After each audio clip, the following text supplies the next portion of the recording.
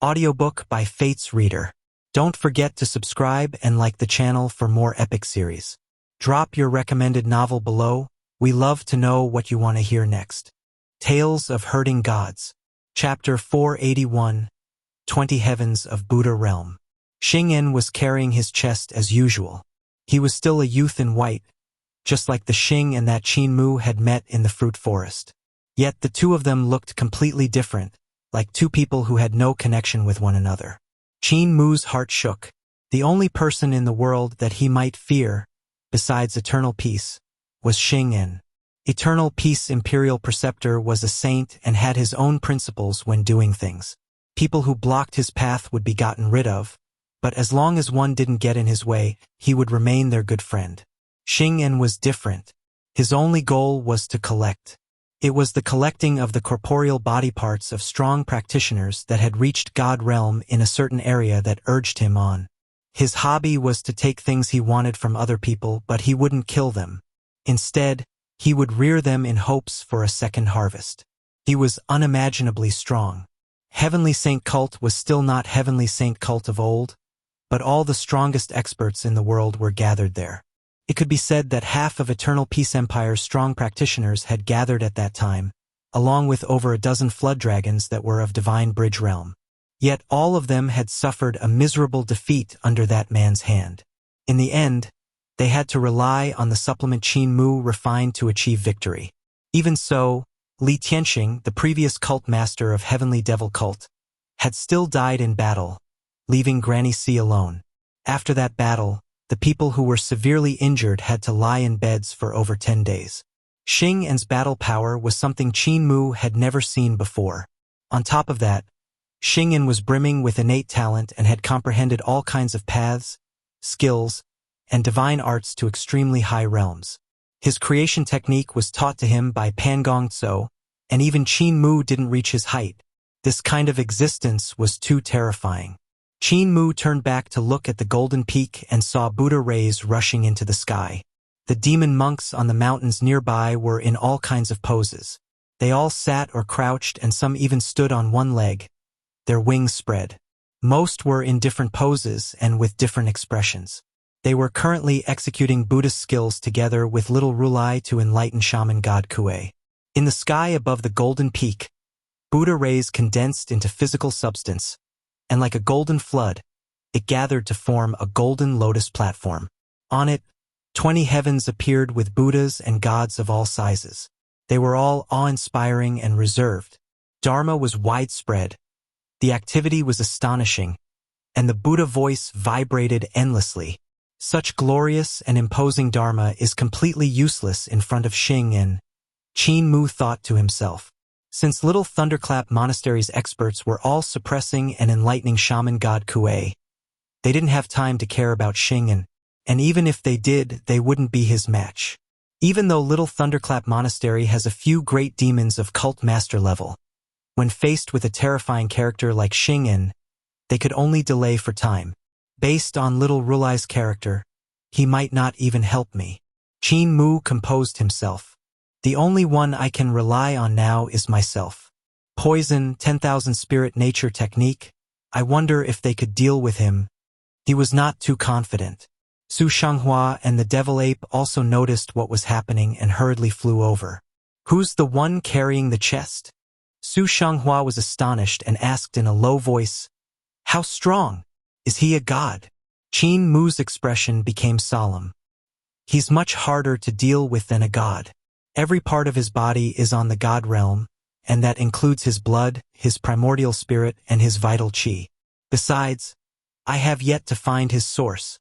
Su Xianxia jumped in shock. True God? No, but close. Qin Mu gritted his teeth. Xing walked up the mountain at a leisurely pace while carrying the chest. Pangong Tso had clamped the blood vessels in his legs and was sprinting frantically up on his hands to catch up with him. As for the two buck legs, he didn't go and pick them up. Old brother Xing, now you know I wasn't lying to you, right? Pangong Tso smiled and said, I sensed its presence here, so the bald donkeys must have kidnapped my master's primordial spirit. Look at those Buddha rays. Those lawless fellows must be trying to purify my master. Xianxia shook his head. They aren't trying to purify him, but to enlighten him. Little Rulai is a divine arts practitioner with a decent cultivation, on par with Taoist Lingjing. When I chased after that guy for his divine blood, he said that Little Rulai had already cultivated vital qi that's equivalent to that of a god. I feel Little Rulai is worthy to be added to my collection as well. However, hidden symptoms had already shown up on my body by then, so I didn't lay my hands on him. Pan Gongzhou supported himself with his hands after him. Even though Xianxia's footsteps looked slow, his speed was very fast. This tired Pan Gongzhou out. He smiled apologetically. After you receive my master's primordial spirit and kill great divine physician Qin to take your revenge, will you fulfill your promise? Don't worry, I will definitely give you what I promised, Xianxia said indifferently. He had a strange gaze as he thought to himself, after he attaches the 2 legs, I'll chop them off again. This way, I won't be breaking my promise. Buddha rays shone even brighter on the golden peak, and the lotus seemed to be lifted up by an immense strength. The Buddha rays under the lotus throne flowed over in all directions like a flood, giving off deafening sounds of waves crashing against coastal cliffs.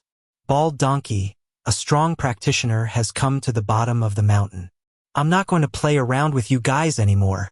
Shaman God Kuei's voice was world-shaking, and his rolling devil qi rose into the air. The pitch-black qi dispersed the Buddha rays, and the lotus covering the golden peak shook from the impact.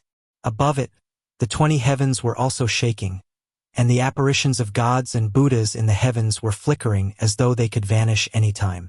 Stabilize the formation, Little Rulai's ordered from below the lotus. The demon monks of Little Thunderclap Monastery chanted loudly with resounding Buddha voice. Buddha rays surged out from the surroundings, becoming even more intense. Buddha rays condensed into hoops and flowed toward the golden lotus. These trails of Buddha rays were like the roots of the lotus, fluttering over from the golden peak and the other mountain peaks. Shaman God Kuei yelled angrily in a cryptic devil voice. It was extremely awkward sounding yet had exotic prosody. This stunned Qin Mu. This isn't the devil language I learned before. Its syllables are similar to the Yudu language. Is Shaman God Kuei really from Yudu? He didn't know much about Yudu language. He had only learned 1 sentence before, taught by Duqian Devil King. As for whether or not it was Yudu language that was coming from Shaman God Kuei's mouth, he wasn't clear. The devil voice from Shaman God Kuei's mouth became even more resounding and sinister. Suddenly, a door appeared beside the lotus throne. Traces of black light leaked out and fought against the 20 heavens. Creak. Piercing sounds rang out and a gap actually opened up. Then, Buddha voice came bombarding over and shut the door. Boom! Shaman God Kuei's body suddenly expanded and rose up from the golden alms bowl. He lifted up the lotus throne and shouted angrily, "If not for my disciples scheming against me and separating my corporeal body and primordial spirit, how would I have been suppressed by you bald donkeys?" The 2 sides were stuck in a deadlock. Little Rulai then shouted out, and a Sarira flew out from the heart of his brows. It rushed into the apparition of the 20 heavens. They were only apparitions, but the Sarira seemed to fly for a very long distance inside. In the apparition of the heavens, a Buddha suddenly grabbed that Sarira and held it in his hand. He then let go of it, and the Sarira floated in the air. Under its shine, the lotus throne and the 20 heavens seemed to condense into physical substance. The Buddha voice from those 20 heavens instantly became resounding and made Shaman God Kuei kneel down. Xianxia's eyes became bright and his breath became hurried. He praised, "Grandmaster, your master is indeed remarkable. The quality of his primordial spirit is extremely high. I want it. The monks are not bad as well. Looks like Little Rulai's vital qi is as that Taoist Lingjing said and has reached God realm. His dharma is so dense that he's about to open the 20 heavens." Pan Gongzhou's heart trembled slightly, and he cried out, "Senior brother Xianxia, what you mean is that Little Rulai is almost able to open up the Buddha realm? I had once barged into Great Thunderclap Monastery to hold old Rulai captive, while I snatched 10,000 Buddha's pagoda, which had numerous Rulai corporeal bodies that had reached God realm." Xianxia walked to the golden peak, disregarding Qin Mu, Xianxia, and the devil ape. He raised his head to look at the lotus throne and shaman god Kuei and said leisurely, "However, even though old Rulai was not my match, with the resonation of Dharma which activated those corporeal bodies of the past Rulais, he forced open the 20 heavens of Buddha realm. TSK, it was truly strong and I barely managed to leave. Great Thunderclap Monastery and Tao sect both are extraordinary and have a dense foundation, so it's hard to barge in them. Even though little Rulai's cultivation is high, he doesn't have 10,000 Buddha's pagoda. With just a mountain full of demon monks, he can't open the 20 heavens of Buddha realm. However, he sent his Saraira to Buddha realm to guide the power of true Buddha over, which is not easy." Qin Mu greeted Xingyan and said in astonishment, "Great Thunderclap Monastery still has such methods?" Xingyan slowly stroked and severed the trails of Buddha light under the lotus. The lotus instantly withered, and the 20 heavens also gradually faded and vanished. Little Rulai and the rest of the monks jumped in shock and turned to look at Xing, and little Rulai got up and signaled for the monks to not move recklessly while he walked over. Xingyan was unconcerned and turned his head over to greet Qin Mu. "That's right, great divine physician Qin." Even though he had a deep grudge with Qin Mu, he was still very polite and didn't forget his etiquette. Qin Mu was full of admiration for him. Pan Gongtso also came to the Golden Peak. With his hands propping his body up, he smiled. "Old brother Qin, I trust you have been well since we last met? Thanks to your blessing, I'm very well," Qin Mu said. "Grandmaster, your master, shaman god Kuei, is right here, and most of the soul bugs in his body have been refined. When enemies come face to face, their eyes blaze with hate. Aren't you afraid of your master worshipping you to death?" Pan Gongtso stood on the ground with his 2 broken legs and returned the greeting with a smile. "How would it make sense for a master to worship the disciple? Right, master?" The sound of teeth grinding came from shaman god Kuei's mouth. Little Rulai walked over and Xingyan greeted him. Xingyan pays his respects to Rulai Yuan Ding. Little Rulai's face changed slightly, and he returned the greeting. "Is senior brother Xingyan here to take my life?" "I'm not. I'm here to take divine physician Qin's life, shaman god Kuei's primordial spirit, and Rulai Yuan Ding's vital qi cultivation. I rarely kill. Besides this little brat who needs to die, everyone else can live as long as they don't retaliate," Xingyan said with delight. Qin Mu kept quiet in anger. Tales of Hurting Gods. Chapter 482, Battle on the Golden Peak. Above the surrounding mountains, demon clouds surged and rose from the temples. The eminent demon monks all rode on their clouds toward the Golden Peak, overflowing with murderous intent. Xingyan's aura was strong enough for nearly all the monks in Little Thunderclap Monastery to learn about his arrival, so they hurried over. Xingyan stood on the Golden Peak of Little Thunderclap Monastery as though he had come into an unmanned territory. He disregarded the numerous demon monks rushing over and smiled. "Why is everyone coming to die? The only one on this mountain that needs to die is only great divine physician Qin. Let us settle our grudge first." Pan Gongtso was delighted and took 2 steps forward with his hands. He raised his head and said ruthlessly, "Divine physician Qin, senior brother Xingyan is calling you, so why aren't you coming up to die?" Xingyan looked at Su Shenghua and in with a low voice, "Young master." Su Shenghua frowned. He had no good ideas in such a situation. Little Rulai couldn't sacrifice all the experts of Little Thunderclap Monastery, so he definitely wouldn't help. His own cultivation was also much inferior to that of Xingyan, so he was completely helpless as well. Qin Mu raised his hand and stopped the devil ape who was about to rush forward. He took a step forward and probed, "Senior brother Xingyan, if I free you of your hidden symptoms, could I escape death?"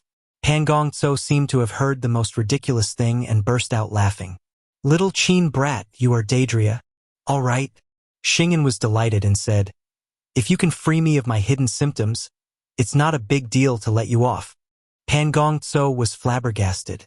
He turned his head around and stuttered, "Senior brother Xingyan is joking, right?" Su Shenghua was also flabbergasted. It took him a moment to come back to his senses. "I don't really have to kill him. To me, it's natural for a prey to fight back. The previous time, his partners had fought back and injured me, forcing me to have no choice but to retreat. As a matter of fact, I extremely admire them. However, if Divine Physician Qin doesn't want to die, H will have to return all the body parts to me, Xing'an said leisurely. All right, but some parts have already returned to their owners. After he said that, he took out the true dragon's nest and took out all the body parts that he still possessed. That's nothing. Since you returned them, I'll just have to take them back. Xing'an walked forward and checked all of them one by one. When he checked up to the leg that Qin Mu had poisoned, he hesitated for a moment. When he raised his head to look at Qin Mu, his gaze flickered. This leg seems to be different compared to before. Divine Physician Qin, I'm also skilled in the art of healing, and this leg had definitely been touched. Qin Mu went forward to check it and scratched his head. I had attached this leg to someone before. Look, I made an incision here. Xing'an narrowed his eyes and examined his expression, but he simply couldn't see any flaw. However, he was still fearful if Qin Mu's expertise. Grandmaster, I still owe you a leg, so connect this one back first. He threw the poisoned leg to Pan Gongzhou, whose face turned yellow. Qin brat, you poisoned the leg, right? Tell me honestly, Senior Brother Xing, and can I not accept this leg? I'll definitely die if I attach it. Let's not talk about the incision. I don't want anything he even came close to. Xing'an took the leg back and said indifferently, I gave it to you, but you didn't want it. Now I only owe one leg. Pan Gongzhou grunted, conflicted. He then said, give it to me still. Let me check if there's poison first. Xing'an threw the leg to him and opened his chest where he put away the rest of the body parts. His then looked at Qin Mu before going to Su Xianxia and finally the devil ape. He was full of praises at the sight. Everyone here is a talent, so if I came to reap harvest once you guys achieved success, wouldn't that be fun? Grandmaster, you need to cultivate hard as well. Don't let the younger generation ride over you. Pan Gongzhou's chest was blazing with fury, but he had nowhere to vent. He gave a dull grunt and kept quiet. Xing'an looked at the golden alms bowl, which had already been taken out of Qin Mu's painting by little Rulai and the other monks.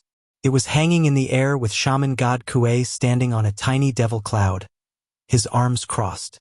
The lower half of his body was a dark cloud that was suppressed in the alms bowl. Shaman god Kuei looked at Xing'an and sneered. Shaman god Kuei? Grandmaster once used your primordial spirit to worship me, Xing'an said with a smile.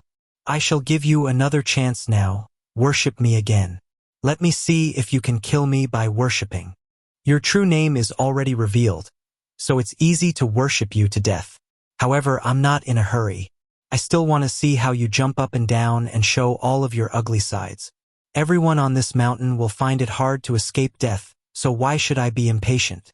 Xing'an smiled lightly and looked at little Rulai. The main dish should be eaten last. Shaman god Kuei is the main dish while Rulai Yuanding is the appetizer. Rulai, are you going to fight back? Little Rulai put his palms together and said, Senior Brother Xing, and had said my name and religion in front of Shaman god Kuei, so I'm destined to head to heaven.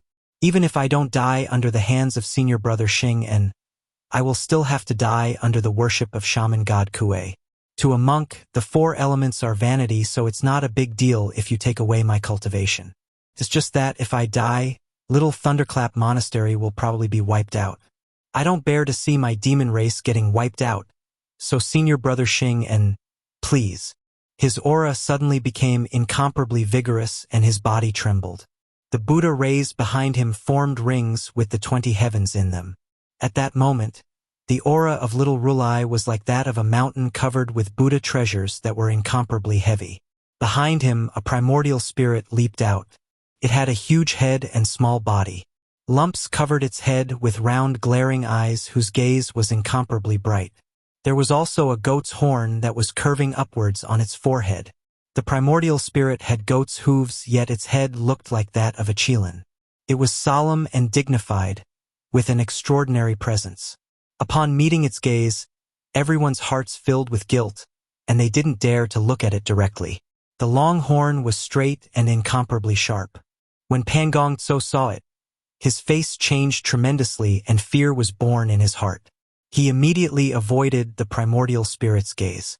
He had sinned too much and felt like he could be struck by that horn at any time. So eminent monk is a Xieji who has achieved his path. Xing'an was delighted at seeing his prey and praised it. No wonder your cultivation is so strong. You are even considered a sacred beast. Even though I have a large collection, I don't possess such a sacred demon like you. Little Rulai shouted out, and his vital qi exploded. Lightning gathered in the sky and burst among the surging demon clouds, forming a divine bridge that shone with rays of light that lit up the mountain range. His Xieji primordial spirit leaped up and came to the end of the divine bridge to stand among the demon clouds. Lightning bathed its body so it looked to be half Buddha and half Xieji, as though it was a Xieji god. The primordial spirit became larger and larger, its hand pressing down to cover half of Little Mount Meru. Xing'an's body didn't move as his own divine bridge stretched across the sky. His primordial spirit stepped on the divine bridge and rushed to the great Buddha primordial spirit in midair. The corners of Qin Mu's eyes twitched. Xing'an's primordial spirit had changed again. It was completely different from one in the battle at Heavenly Saint Academy. This time, his primordial spirit was a tortoise-backed Taoist that had a flying serpent coiled around him. Boom! 10,000 lightning bolts burst forth, and the primordial spirits clashed in midair. Snow-bright lighting struck in all directions. Every strike created nets of lightning, clearly distinguishing the between two attributes. Dark was the shadow of the mountains, trees, and various hall, while white was the light of the lightning. Little Rulai moved, and Xing'an also didn't stay still. The two divine bridges in the sky moved along with them, the primordial spirits also changing their location. After a moment, a loud explosion rang out, and the Xieji god fell from the divine bridge and crashed into the golden peak. Terrifying air currents burst forth in all directions and shook everyone. Blood leaked out from the corner of Little Rulai's mouth, and he shook his robes to pull the winds into his sleeves to prevent them from injuring the demon monks on the mountain. I've lost. Senior brother Xing'an, just take my cultivation. Little Rulai pulled his primordial spirit and divine bridge back. His face was pale white, and the demon monks in the temple hurriedly rose into the sky and rushed toward the golden peak with murderous intent. Little Rulai sat down in the lotus position, and his corporeal body became large to restrain everyone. Junior brothers, once my divine treasures are taken, it will be hard for me to escape death. After I die, go to Great Thunderclap Monastery. Rulai Ma of Great Thunderclap Monastery is my disciple's nephew. He has a wide breadth of mind and will take you guys in. The demon monks felt grief and cried bitterly as they prostrated themselves on the ground. Xing'an pulled back his primordial spirit and divine bridge while saying leisurely, "Why is everyone grieving? I don't like to kill. I'm only taking Rulai Yuanding's cultivation and not his life, so there's no need for grief. On top of that, I'm also taking away Shaman God Kuei's primordial spirit. Don't worry, your Rulai won't die. Rulai Yuanding, please open up your divine treasures." Little Rulai was calm while his body trembled violently as loud rumbles burst forth. The divine treasures in his body opened one after another, and intense treasure light burst forth from his body, lighting up the entire mountain. He said solemnly, "Senior brother Xing'an, feel free to take it."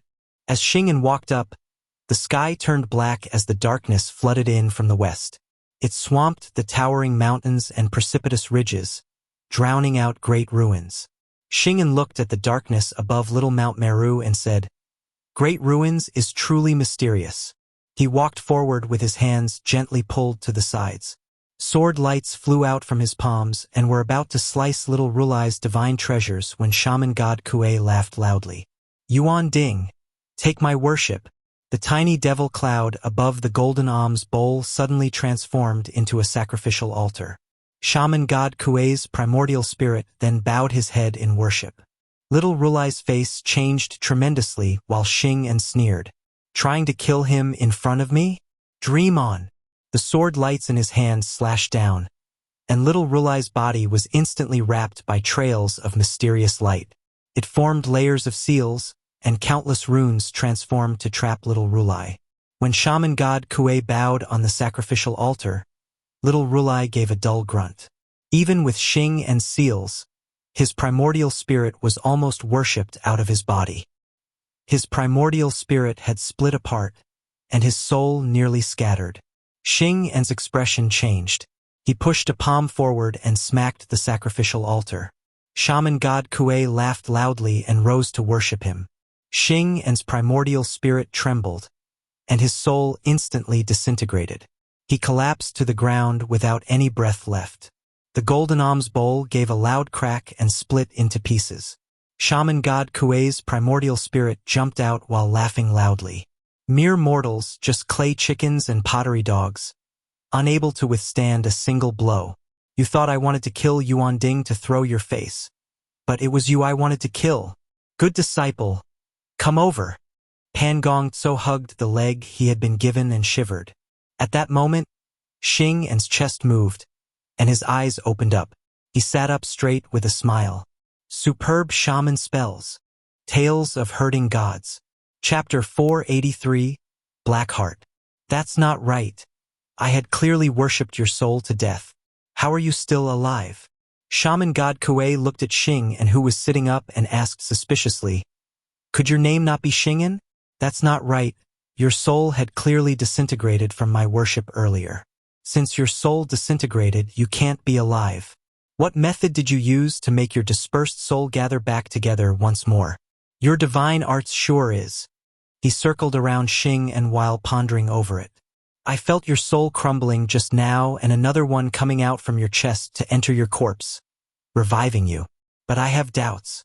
If your soul died, even if another one was put into your body, you would no longer be you. How did you preserve your consciousness? Xing En stood up and looked at Shaman god Kuei's primordial spirit with an abnormal gaze while starting to move as well. Shaman god Kuei was circling around him, and he was also circling around Shaman god Kuei. Their circles were one big and one small, as though they were two stars orbiting around each other. Su Xianxia looked at Qin Mu and recalled how he had been defeated once. Back then, Qin Mu had used his qi to guide him, his aura to suppress him, and the changes in his body motion when moving to exhaust him. That time, Su Xianxia had suffered a miserable defeat, and before they could even exchange moves once, Su Xianxia coughed up blood and collapsed to the ground. Afterward, it was that same Qin Mu who treated him and made him owe a large amount of money, so he would have to choice but to forge to earn money. Now, the method that Shaman god Kuei and Xing En were using was similar to Qin Mu's method, but it was even more profound. Xing En stared at Shaman god Kuei full of praises. Truly wonderful, Shaman god Kuei. You are truly a wonderful piece of art. None of the primordial spirits I collected over these years are as strong as you. Shaman god Kuei, you shall be the best piece in my collection. Collect me. The two of them had already walked into the air from the ground. Shaman god Kuei sneered and said, Do you think I'm a god statue made from mud? My magic power is incomparably vigorous and my battle power is unmatched. I'm not a fake god from the fake celestial heavens, but a god from the true celestial heavens. I've wiped out the old dynasty of the fake celestial heavens and countless powerful beings. Wherever I passed by, corpses filled the ground, and the sea of blood has no end. You are merely a little thing that cultivated a strange technique and is going around acting ostentatiously and swindling people, just like a trickster walking the martial world. But I know your tricks. What had flown out from the chest earlier was only 7 spirits, but no 3 souls.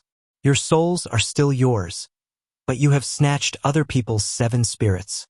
Qin Mu's expression changed slightly. Xing En's source is his 3 souls? He had cultivated his 3 souls to God?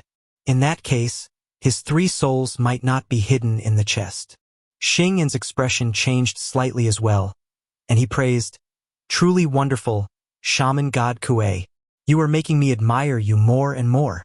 When you worshipped me to death just now, the marvel of your ability was also seen through by me. The so-called soul worship shaman spell doesn't disintegrate the soul of the opponent, but separates the 7 spirits. The people who are worshipped to death still have their souls, just that they are controlled by you through force. Otherwise, Why would there be so many damned souls lingering around your body? Your shaman spell is merely a kind of abnormally strong soul divine art. Little Rulai's body trembled, and he said in a low voice, I see. Numerous demon monks guarded him while suppressing his souls and spirits which could disintegrate at any time. When they heard what Xingyan said, they were instantly enlightened as though they had seen the light. The paths, skills, and divine arts of Buddhism were different from normal ones. Buddha eyes could allow them to see the damned souls, and they had long seen countless souls plaguing shaman god Kuei. Because of that, they felt that enlightening shaman god Kuei would be a huge merit which could be used to open the 20 heavens of Buddha realm so they would turn into Buddhas.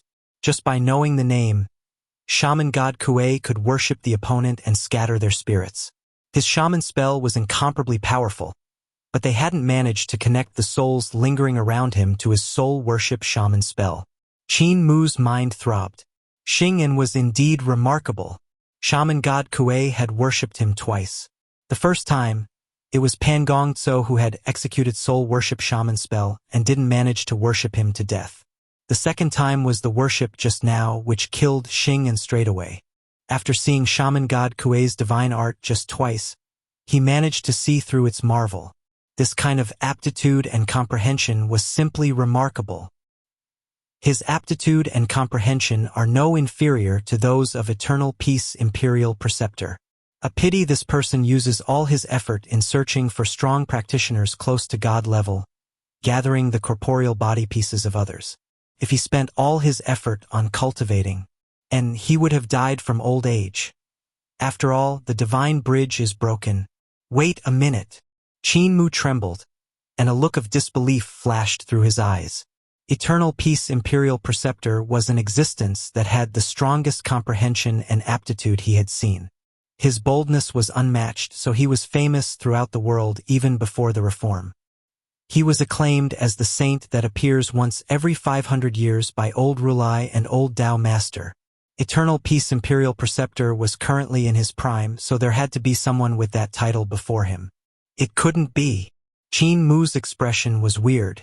Xingyan's aptitude was so high that only Eternal Peace Imperial Preceptor could be on par with him. Didn't that mean that the saint that appears once every 500 years during Village Chief's era was Xingyan? That's very possible. Eternal Peace Imperial Preceptor also has the addiction of collecting other people's body parts. Qin Mu formed fists. Eternal Peace Imperial Preceptor had collected Cripple's leg before. In midair, shaman god Kuei suddenly began fighting with Xingyan, and the sky above Mount Meru was torn apart by divine arts.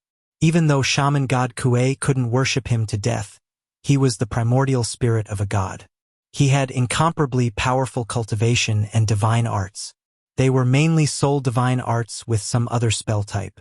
The power of his spell divine arts was incomparably powerful to even tear apart the darkness, revealing the strange faces within it. For spell divine arts to reach such a level even without a corporeal body, his battle power far surpassed that of Little Rulai. Yet none of his divine arts could touch Xingyan. That man's speed was simply too fast. He was like flickering light and passing shadows, his speed equal to that of Cripple. Facing such speed, even shaman god Kuei's divine arts couldn't catch up. Cripple's speed was number one in the world. If he tried to escape with all he had, no one could catch up to him. He had only failed twice in his life. The first time was when he was discovered by Eternal Peace Imperial Preceptor when stealing Emperor's Disc. His leg had been cut off even before he could erupt with his speed. The second time was when he met Xingyan. Even though Cripple's speed was unbelievably fast, his cultivation wasn't as dense as that of Xingyan. He was chased for days until he finally exhausted his cultivation, and his both legs were cut off. With such a speed, it was literally impossible for shaman god Kuei to hit him. Boom! In midair, shaman god Kuei received Xingyan's first strike, and his body trembled. His spirit embryo was almost smacked out of his primordial spirit, and he couldn't help revealing a flustered expression. A huge bang followed after as he suffered the second strike. Trails of true fire spewed out from his eyes, nose, mouth, and ears. The degree of separation between his spirit embryo and his soul became even larger. Bang, bang, bang. Concentrated strikes rang out in midair, and the spirit embryo in Shaman God Kuei's primordial spirit swayed in all directions. Illusions were formed, and the faces were distorted and flustered. Shaman God Kuei actually had no power to retaliate. Imperial Preceptor, that sicko might not even be a match for the current Xing. Qin Mu was astonished as he looked at Xing chest that was not far away. Xing had placed it on the ground, no longer carrying it with himself. Beside the chest, Pan Gongzhou lay with his head shrunk back in while clutching the leg to his chest. He's a goner. My master is going to be finished. He isn't the match for Xing and this sicko.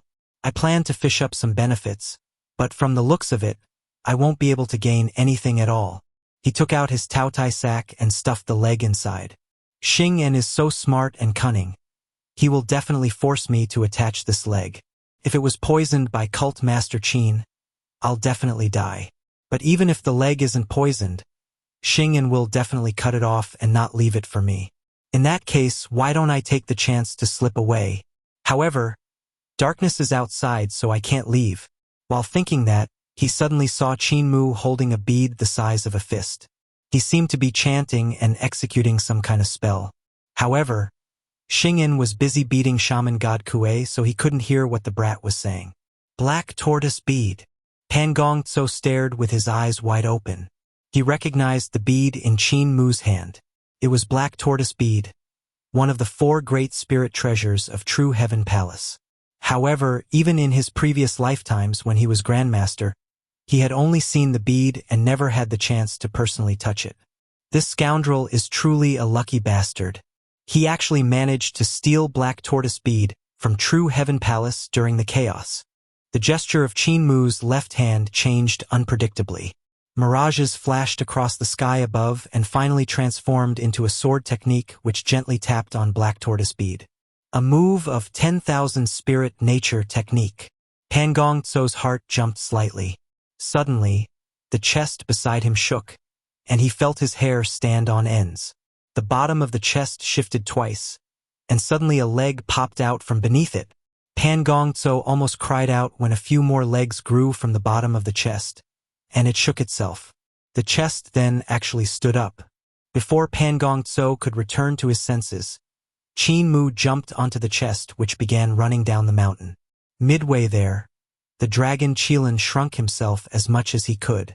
When the chest went past him, he leaped up onto it and sat down. Pan Gongzhou was stunned.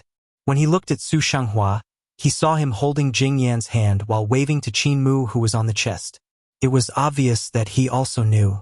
Cunning. This guy even dared to steal Xing's chest. Pan Gongzhou was going to call Xing, but he suddenly changed his mind and quickly ran down the mountain on his hands. The speed of that chest was extremely fast, but just as it was about to rush into the darkness, Pan Gongzhou leaped and grabbed onto its bottom edge. He was brought into the darkness by the sprinting chest as well. The chest was filled with divine body parts, so the surrounding darkness was forced back, and the 4 legs ran quickly through the darkness. So it's Grandmaster. Qin Mu turned back to look and saw Pan Gongzhou dangling under the chest. He grinned and pulled out his sword. Pan Gongzhou took out the poisoned leg to defend, and the two clanked from the strike. Cult Master Qin, hold it! Pan Gongzhou immediately shouted out. If you attack again, I'm going to scream. I'll see how you escape. Qin Mu put away his sword, full of smiles. What is Grandmaster talking about? We are old friends now, so how could I harm you? Grandmaster, you're about to eat dirt under the chest, so why don't I pull you up? He secretly gave Dragon Qilin a kick, and he understood what he meant. The Dragon Qilin then opened his mouth to gather true fire, preparing to blow Pan Gongzhou into the darkness after Qin Mu pulled him up. The darkness would then get rid of him for them. Pan Gongzhou shrunk back and made himself comfortable under the chest. I appreciate Cult Master's concern. I like eating dirt, so I'm fine staying here. You don't have to pay attention to me. At that moment, Xing's furious voice rang out in the sky above Little Mount Meru. Great Divine Physician Qin, I want to see if your heart is truly black. Definitely black. Pangong Tso's grumbled softly under the chest. Tales of Hurting Gods. Chapter 484, Overlapping Worlds. Xing En's voice came from the top of Mount Meru in one instant, but from much lower in the next. He was going to chase after them. He didn't care about all the other stuff like killing his enemies or not, but his own chest was a different matter. The anger in his voice couldn't be suppressed as he laughed. "How dare you?" Beneath the chest, Pangong Tso muttered under his breath. "The brat's guts are the biggest. You actually dare to collude with the Qin to steal my chest. Grandmaster, how dare you?" Xing En's voice sometimes came from the left and sometimes right. It was obvious that he couldn't find Qin Mu and the chest's location under the invasion of the dark, so he had to run here and there. Even so, with his speed, searching a radius of 1,000 miles was no problem for him. Finding Qin Mu and the big chest was only a matter of time. "Do you think I won't kill you? You are too childish." When Xing En started to speak, his voice came from 100 miles west. But when he finished his sentence, his voice was coming from 100 miles south. Pangong Tso's face turned green and he ground his teeth. "How is it my fault? I didn't work with him to steal your chest. I just took the chance to run away."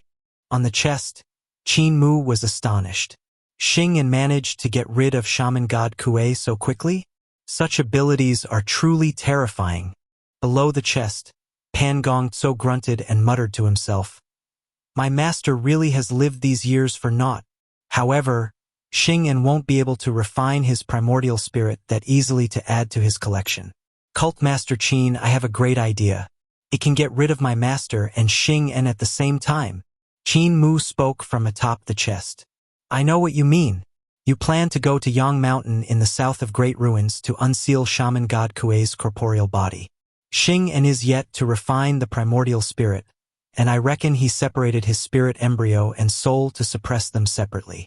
Shaman God Kuei is a god after all, so when he regains his corporeal body, he just might be able to break free from Xing En's suppression. The complete Shaman God Kuei will not be weaker than Xing En, but stronger. Is what I said right?" Pangong Tso nodded repeatedly before realizing that Qin Mu couldn't see him. "Cult Master Qin is truly my greatest enemy," he praised. "Cult Master, with an enemy like you, I will have nightmares when I sleep." "Cult Master, I think he's scolding you," the dragon Qilin said. "That's a generous praise. However, if Xing En might not be able to fight against a complete Shaman God Kuei, the danger to everyone else would be immense, and that will be extremely terrifying. But if..." He couldn't help worrying. If Xing En added Shaman God Kuei's primordial spirit to his collection, that would be a great danger as well. If Xing En could refine the primordial spirit of Shaman God Kuei, wouldn't he be able to kill whoever he wanted? Of course, Xing En had his own principles. He wouldn't lay his hands on people that didn't catch his eyes, like people who didn't have an area in which they reached the realm of God. With his hobby, all of the strong practitioners that reached God realm would probably be worshipped to death by him, so he could peacefully cut off their divine limbs. This would definitely be a catastrophe, and the impact on the paths, skills, and divine arts would be beyond measure. If these two guys could die together, that would be good. Qin Mu sighed and approved Pangong Tso's idea. He urged the chest to hurry to the south. "You guys can't escape." Xing En's voice was sometimes far and sometimes close. The darkness of Great Ruins at night was so dark that even with his remarkable abilities, he couldn't find any traces left behind by the group. Not much later, Qin Mu saw the shadow of a heavenly moat in front of the chest. A crashing of water came from the darkness, and from the noise, he guessed that there was more than one waterfall. They were before an extremely dangerous cliff. This is that broken cliff at the source of Surging River." Qin Mu had the chest come to the edge of the cliff so they could look down. From there, he saw bright light coming from the wall of the cliff. He didn't know what was glowing. His heart stirred slightly. The last time he had come there, he had brought Xianxia and her daughter.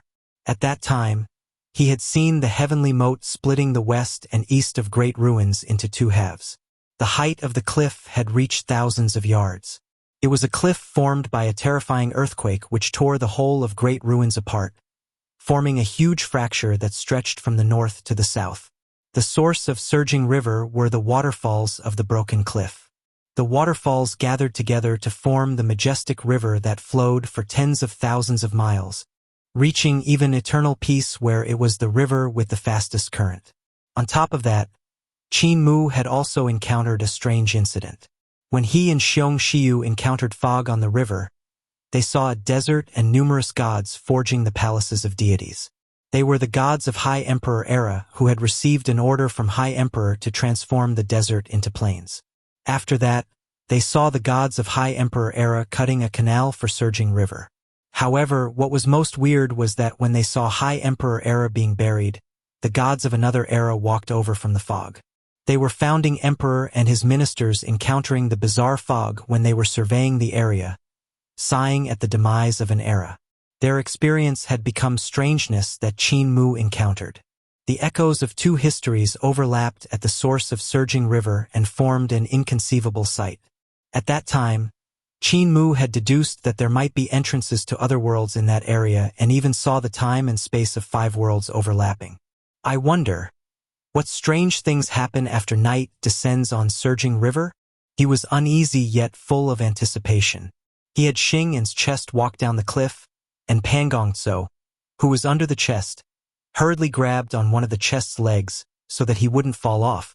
In the meantime, on the golden peak of Little Thunderclap Monastery's Little Mount Meru, Little Rulai was sitting in a lotus position while all the monks surrounded him with sorrow on their faces. The devil ape knelt with his eyes wide open.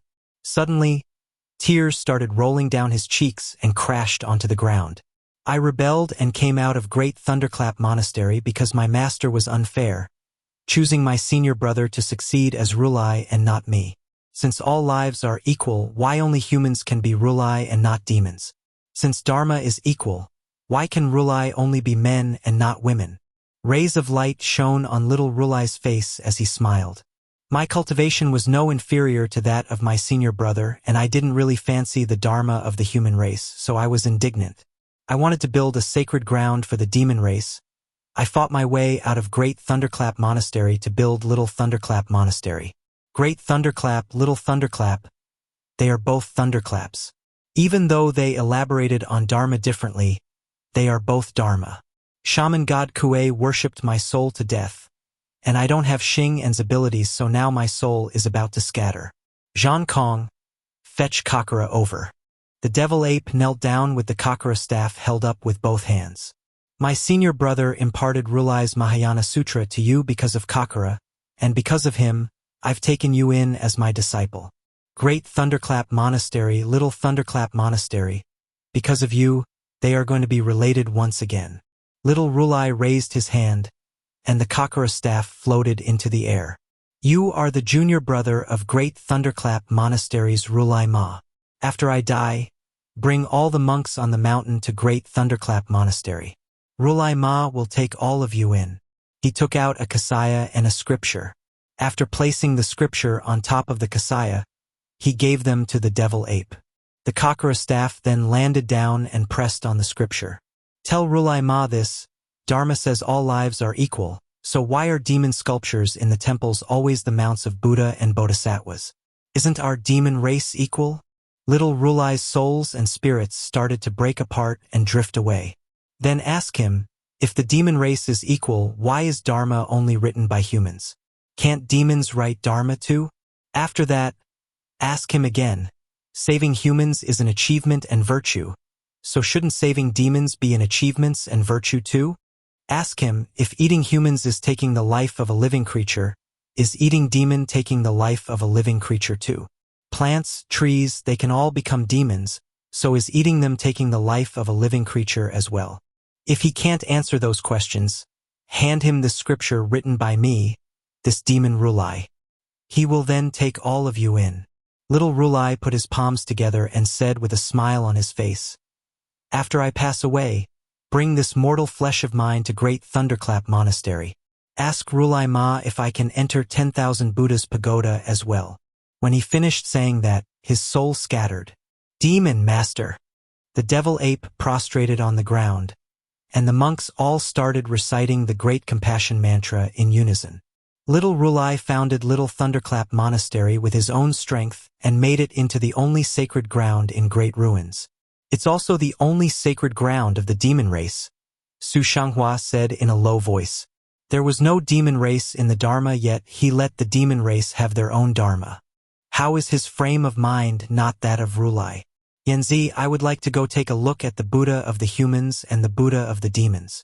I'll follow you to Great Thunderclap Monastery. Since Big Fella will be bringing all these demon monks through Great Ruins, their journey will probably be full of danger. We can also look after them, Jing Yan said. There are numerous experts in Little Thunderclap Monastery, so it won't be too dangerous for them to cross Great Ruins. The one in danger is probably Cult Master Qin. He stole Xing An's chest and even brought Grandmaster with him. This Cult Master Qin. Veins started popping out on his forehead while Jing Yan only smiled. You are very envious of him? Envious that he's living an interesting life. Su Xianxia nodded. However, I'm not like him. Even though I envy him, I don't wish to go through his kind of life. I hope he can make it through this. A huge chest was giving off a faint glow while many little things were glowing on the side of the cliff too. Darkness shrouded everything. But at that place, there was actually still light. And this made Qin Mu click his tongue in wonder. The chest stopped on its way down the cliff when it came to a spot with light. Qin Mu examined it in detail, and he couldn't help revealing the astonishment that appeared on his face. The ball of light wasn't given by any creatures or treasure. What was shining from the crack in the cliff was actually sunlight. Qin Mu leaned against the crack and tried to look inside. He saw green plains, a clear sky, and a blazing sun hanging in the sky. Pan Gongzhou also took a look at another crack. He was also incredibly astonished. When the dragon Qilin saw the situation, he also tried to take a look as well. He then said in bewilderment, "There's another world hidden in the broken cliff? It's not a world that's hidden, but this crack in the broken cliff that's connected to another world." Qin Mu tried different poses, but he couldn't see more. I knew this place was bizarre since there are 5 worlds overlapping. Shoo! Suddenly, 2 incomparably thick beams of lights swept down from the top of the cliff, humming as they swept past them. They didn't notice them who were on the wall of the cliff. Xing An's eyes. Qin Mu let out a sigh of relief when the 2 beams of light suddenly separated roughly 100 miles away. The beams of light shone onto the cliff as they slowly searched bit by bit. Qin Mu was stunned. Xing An dug his eyes out, and now they are flying in the sky in search of our location. His scalp started crawling, and he shivered when he thought about such a thing. Cult Master Qin, there's a big crack over here, Pan Gongzhou said. Qin Mu hurriedly moved the chest to where he had pointed, and they all went inside the large crack. Tales of Herding Gods. Chapter 485 Fomalhaut. The crack was 3 yards wide, and the chest carried Qin Mu and the rest inside it. 2 steps in, they got stuck, and Qin Mu hurriedly pushed the dragon Qilin's tummy inward. However, the chest still couldn't move. Pan Gongzhou, who was under the chest, was also groaning from the squeeze. Quiet! Qin Mu shouted out in a low voice and made the chest go back a bit. One of Xing An's divine arts came close at that moment, pillar-like divine light sweeping past the crack. Qin Mu immediately had the big chest hide behind a huge rock that was jutting out. The speed of divine eyes was extremely fast, and their light flashed by in no time. Luckily, Xing An's eyes aren't Grandpa Blind's eyes. Otherwise, this huge rock couldn't have hidden us. He let out a sigh of relief and opened up the chest. He grabbed the dragon Qilin by his neck and stuffed this fatty inside. Cult Master! The dragon Qilin shivered in the chest. There are all sorts of body parts in here, even heads. There are also hearts. And so many hands and fingers. Qin Mu closed the chest and sent it back into the crack. Without the fatty dragon Qilin, it went much smoother. The chest continued to head deeper in while the light in front of them grew stronger and stronger. Qin Mu leaned against the chest to look forward. At the end of the crack, he actually didn't see green plains or blue sky. Instead, it was a golden yellow desert. It was a completely different sight from before. Could the world in this crack be different from the world in that crack earlier? Just as he thought that, divine light suddenly shone behind them, shocking Qin Mu. There was no place to hide this time, so he could only rush the chest to crawl forward. Luckily, they were not far from the world in the crack, and the chest quickly crawled through, tumbling down into the golden desert. After 2 tumbles, the chest stood up once again. Qin Mu looked back and saw the beam of divine light shoot through the crack before disappearing. He didn't know if it had seen them or not. His heart shook, and he jumped down to look at the bottom of the chest in a hurry. Pan Gongzou's figure had vanished. That guy truly slips away fast. Qin Mu burst out laughing. Pan Gongzou had to have taken the chance to escape when they fell into the golden yellow desert. It was to save himself from being assassinated by Qin Mu in cold blood. They had been in the darkness of great ruins just then with Xing and chasing after them, so they'd had to work together. But once there was no darkness in the surroundings, Pan Gongzou naturally made his escape. He had no legs and was no match for Qin Mu. If he had escaped just a little slower, he might not have had the chance to run away. Grandmaster is truly crafty, Qin Mu praised. He opened the chest, and the dragon Qilin hurriedly jumped out with a horrified expression. He wasn't willing to get close to the chest anymore. Qin Mu looked into the chest, and it was still the same as before. Taoya's bones formed its structure and its skin was wrapped around it. Inside, there were many cabinets like before, but the number of body parts was much lower. He also saw the place where the chest had been sliced apart and sewn back together. It was Butcher's 2 knives which had done the damage. After Xing and had escaped from Butcher's knives, he should have mended the chest. If I could summon the spirit in these divine hands, legs, spirits, and heads and awaken these body parts, Xing'an would not be impossible to deal with. Qin Mu's gaze flickered, and he closed the chest before starting to sprint through the golden yellow desert. The chest ran after him as if it was flying, following steadily behind him. The dragon Qilin also ran quickly while sneaking glances at the chest from time to time with fear in his eyes. After a moment, the dragon Qilin managed to overcome his fear and jumped onto the chest to squat so the chest would be doing the running.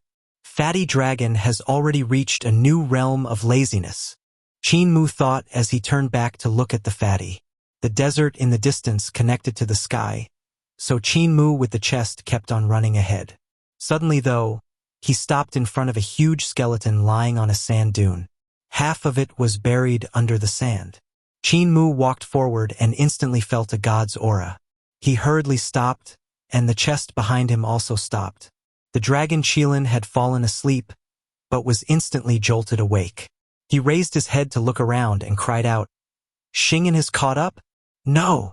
Qin Mu examined the god skeleton that was buried under the yellow sand. The ribs were extremely large, bulging upwards. Under them was a thoracic cavity in which dozens of people could probably stand. He carefully went forward, and the chest tiptoed after him. Qin Mu stretched out his palm, but felt that something wasn't right. He took out Pan Gongzou's huge cauldron and slowly went closer to the god skeleton. Suddenly, he heard a clunk, and he gave a grunt. The webbing between his thumb and forefinger exploded, and his palm became all bloodied. One leg of the huge cauldron that had once belonged to Pan Gongzou was also sliced off. The huge cauldron had been refined by Pan Gongzou in his previous life when he was a strong practitioner close to god level. His huge cauldron was definitely on the level of a cult legacy treasure. Qin Mu couldn't damage it even when he used his sword pellet. This was enough proof to show just how strong was the cauldron. Yet in front of the god skeleton it was like clay. Its leg had been sliced off just like that. Qin Mu endured the pain and sealed the wound. He picked up the cauldron's foot from the ground and saw that the broken surface was as flat as though an invisible sharp knife had sliced through it. When touching the broken surface, he could feel a scorching heat. This is the Yang Qi of Yin-Yang Tu Qi. They had been refined by the owner of this corpse into divine vitality to protect his body. Qin Mu put away the huge cauldron and the broken leg while the dragon Qilin stared forward carefully. He asked with curiosity, "Cult Master, what damaged the pot?" "The divine treasures of this god." Qin Mu grabbed a handful of yellow sand and gently blew it forward. Once the particles got claws, something that couldn't normally be seen with the naked eye happened. Inside the body of the huge god skeleton which had collapsed in the sand, there were 7 complete divine treasures. They were originally invisible to the naked eye, but once the sand came close, divine lights of all colors were instantly shown, lighting up the divine treasures. The god's corpse was large, but the divine treasures were not. The spirit embryo divine treasure at the heart of the god skeleton's brows was only the size of a square inch. The 5 elements divine treasure was only slightly bigger. The 6 directions divine treasure was located at the dantian, while the 7 stars divine treasure was located between the head, heart, and lungs. Celestial being divine treasure was on the backbone, and life and death divine treasure were below the waist. As for divine bridge divine treasure, it would fly out from the spirit embryo divine treasure to transform into a flying bridge, stretching out of the head. These divine treasure weren't huge, but it was strange how if one looked closer, there seemed to be the space of millions of miles there. It was extremely vast. Qin Mu could even see a withered sun, moon, and stars, as well as broken Milky Way and constellations. In the center of spirit embryo divine treasure, there was the spirit embryo of the god. It should have been part of the primordial spirit, but the soul of the skeleton had long departed. However, the spirit embryo hadn't yet withered. He died from injuries to the primordial spirit. Formation markings swirled in Qin Mu's eyes as he focused his gaze on the spirit embryo divine treasure. The god's spirit embryo had been stabbed through the chest. The sword even left a phantom behind, which showed just how terrifying the strike had been. The broken sun and moon orbited around the spirit embryo, and bright rays of light shone down from them. They were the yin-yang tu qi. The thing that had severed one of the huge cauldron's legs was one of the qi of pure yang. After he died, his blood and flesh wasted away, but he still managed to preserve his complete divine treasures. The spirit embryo is still here, and the remnants of his divine vitality are still so powerful, cutting apart a cult legacy treasure so easily. Qin Mu muttered to himself irresolutely. An ordinary god couldn't have such abilities after he died. He had once taken a look at the corpse of Su Shenghua's master, Jade Sovereign, who had been blasted from the sky by sunshot divine treasure he had forged and died miserably. Even though Jade Sovereign's corpse still carried a dense god's aura, it was no match for the god skeleton. On top of that, the divine treasures of Jade Sovereign had crumbled after he died. This was a true god, a real god. Qin Mu's expression was solemn as he flipped through his Taotai sack and took out black tortoise bead. He muttered, "Why would a true god die here?" He took out black tortoise bead and borrowed its power to execute a spell to awaken the spirit of the god skeleton. Bones rattled. The corpse suddenly twitched, and the dragon Qilin jumped in shock. His scales rose, and even his tail trembled. Qin Mu executed 10,000 spirit nature technique, which was best for women to cultivate. His thoughts were too complicated, and he couldn't cultivate it to the extreme. However, he could still barely execute it with black tortoise bead. A huge white skeleton hand slowly rose up from the sand, and the skeleton gradually sat up. Its skull drooped down, it seeming to be observing Qin Mu and the dragon Qilin. Yellow sand flowed down in a waterfall from its eye sockets and mouth. "Fight!" The skeleton stood up and grabbed a tattered flag from the sand dune. He waved it with his jaw opening and closing. The remaining magic power in his divine treasures shook the air, so even though he didn't have flesh and blood, he could still speak in a world-shaking voice. "Accepting the imperial edict. Behind is our homeland, so we have no way to retreat anymore. Fight. We can only fight." Qin Mu's mouth fell open, and he scratched his head.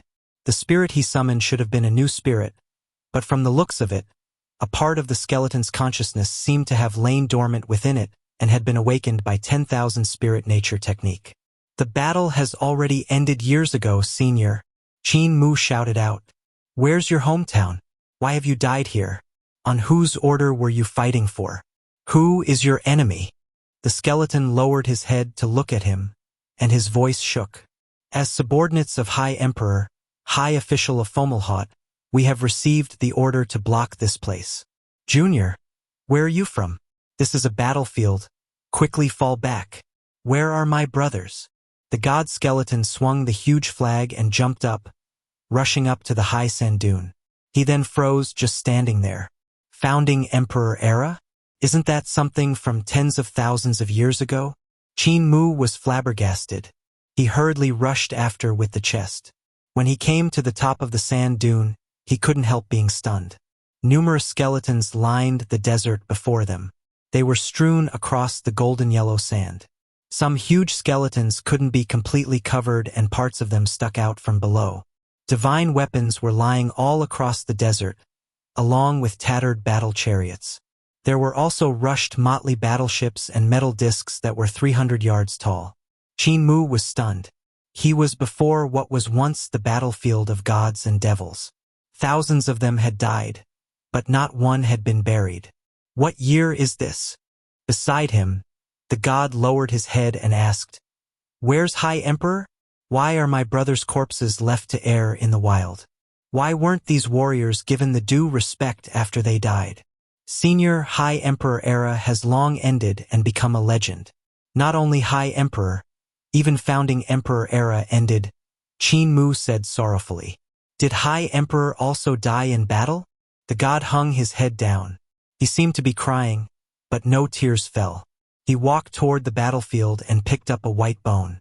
"My brother, my comrade in arms, High Emperor era no longer exists, but I can't let you lie here without a place to belong to, little brother." He turned to look at Qin Mu. "Can you awaken these brothers of mine? We will bury ourselves and rest in peace." Tales of Hurting Gods. Chapter 486 Times of Blood and Sweat. This? Qin Mu hesitated for a moment. The fact that he managed to awaken the god skeleton's consciousness with the help of black tortoise bead was a mere coincidence. It was because of the consciousness that had remained dormant that the skeleton could talk after awakening and even recover his memories. The other skeletons might not have the consciousness still left in them. Even if he awakened them, they would just be a pile of walking bones. On top of that, awakening the skeleton of a god required an extremely huge amount of magic power. Even with black tortoise bead, Qin Mu might not be able to endure awakening so many god skeletons. With his comprehension of 10,000 spirit nature technique, he could at most summon a sand giant that was no higher than 3 yards. Any higher would be impossible for him. With the black tortoise bead, he could increase his comprehension of all things having spirit and all things having soul and heighten his senses. Yet awakening so many god skeletons at the same time would exhaust him to no end, and it might even be dangerous. The god skeleton looked at him with faint flames in his eye sockets, full of anticipation. It was the anticipation of a warrior from ancient times about to meet his comrade in arms again. This made Qin Mu unable to bear rejecting him. He smiled wide. "I can try." He took out black tortoise bead and executed 10,000 spirit nature technique to use the awakening spell. After a moment, a huge skeleton stood up unsteadily, and the true god couldn't help being elated. He hugged the skeleton of his comrade in arms and burst in laughter and tears. "General." The skeleton was muddle-headed and seemed to not have much intelligence. He could only say a single word, but even with just that word, the true god was moved. It was as though he had returned to the time of High Emperor era. The more skeletons Qin Mu had awakened, the paler his face became. There seemed to be countless voices squabbling in his head, which made it hard for him to concentrate. The true god raised the sand with the awakened skeletons and used the last of his magic power to execute the fire of a true god, smelting the sand. It transformed into boiling lava before solidifying into huge chunks of rock. The true god constructed their mausoleum while the various skeletons used the rocks to construct their graves. One by one, they started to take shape. When Qin Mu awakened the last skeleton, he collapsed from exhaustion. On the desert, numerous tall skeletons finished up the last of the mausoleum. They stood upright in front of their own graves and waited for the final words from their general. The true god burned the last bits of his magic power to prop up the tattered flag and looked at the comrades that had died with him. Wind blew at the tattered flag. It fluttered and flapped. It seemed to be reliving the time of blood and sweat. "If there's an afterlife." The true god didn't open his mouth, but there was a sound as though metal was colliding against metal and battle drums were beating. If there's an afterlife, let us gather together and fight the heaven and earth once more. His voice reverberated throughout the desert as he shouted to his own soldiers, his comrades in arms. High Emperor will return and bring us to fight with our enemies once more. For now, soldiers, you can rest. General, let's meet again in the afterlife. The skeletons shouted back. The skeletons walked into their own graves and placed their tattered weapons at their sides before lying down. They seemed to be prepared to leap up once more when the bugle horn rang out and rush into another fight. The flames in the true god's eye sockets flickered, and huge stone tablets flew silently across the air, sealing shut the door to the mausoleum. Runes flowed on the four walls, and with the closure of the stone tablets, the formation that was protecting the god mausoleum became complete. Qin Mu let out a sigh of relief and raised his head to look at the skeleton of the true god beside him. Senior, you constructed a mausoleum for them, so why are you not there as well? The tall god's skeleton sat down while holding onto the flag. It stayed straight, same as his back, and they faced together the tall and desolate mausoleum. I'm their general, yet I didn't bring them back home. I don't deserve to have my own grave. The true god sat quietly while the flag fluttered in the wind. I need to protect them and be their tomb guardian. I could see that none of them woke up. It was you who spoke for them. He lowered his head to look at Qin Mu. Thank you. Qin Mu was stunned. I didn't want you to feel like you are the only one left. So the true god raised his head and smiled. Even though it was you, I felt warmth in my heart. I've no more regrets. From his empty eye sockets, two streams of lights flowed out like dragons and flew into Qin Mu's eyes, settling down there. It was the last of Qi of pure Yang and Qi of pure Yin in his divine treasures. They were a gift to him. Darkness is coming. Go there. The skeleton raised his hand and pointed into the distance. Qin Mu turned back and saw the sun setting. It was about to sink into the desert. Senior, what do you mean the darkness is coming? Qin Mu asked. Could the night here also be faced with the invasion of darkness? Senior. The god skeleton fell silent and didn't speak anymore. It had no more breath left. Its will was silenced and scattered away. What remained was only the skeleton with a raised arm pointing into the distance. Qin Mu stood up silently and summoned the chest as well as the dragon Qilin who was shivering on top of it. Let's go there. The chest followed him in the direction that the true god had pointed. The dragon Qilin collected his courage and asked, Cult Master, what did the huge skeleton mean when he said that it was you? My awakening spell couldn't awaken the spirits of the gods who had died in battle. The skeletons I awakened had no consciousness and could only follow my commands. He could also see this, so he had said that. The dragon Qilin was puzzled. But I had heard those skeletons talking and calling him general. They could talk because I spoke through their mouths. I didn't want him to feel lonely and feel that only he was left from High Emperor era. Qin Mu turned back and looked at the god skeleton that was sitting with the battle flag and guarding the mausoleum. He then looked away and said with a calm expression. However, he noticed, though he didn't expose it. Actually, in his heart, there should still be some hope that the ones talking were his comrades and not me. The dragon Qilin couldn't understand such feelings, so he just laid down on the chest to sleep while muttering, I'm afraid of these things the most. Back then at Lu family, I had nightmares for a few days. The sky became darker and darker. Qin Mu quickened his footsteps while the sun set in the desert.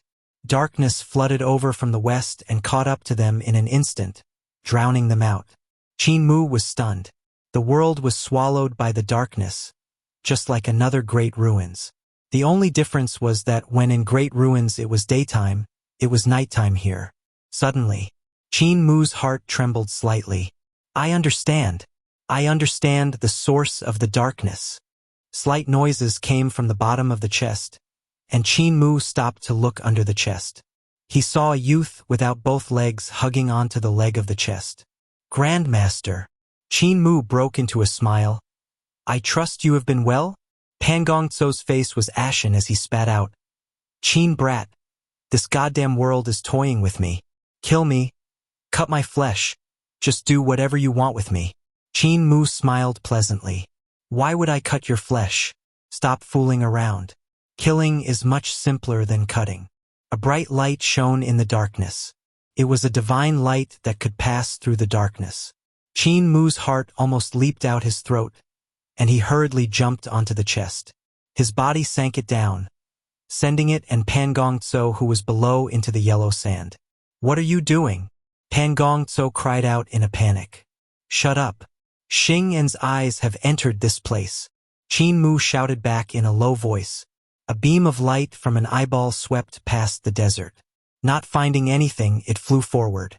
Soon, another eyeball flew over, and the two big eyeballs met in the sky. They paused for a moment. Another faint glow then flew quickly from afar and paused in midair. It was the head of a youth. It had no eyeballs, but the two floating ones soon entered the eye sockets.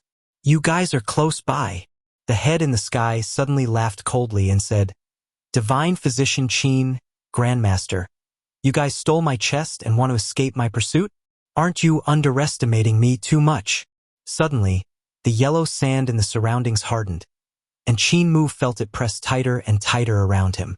He knew that things were bad and immediately executed Overlord Body 3 Elixir technique.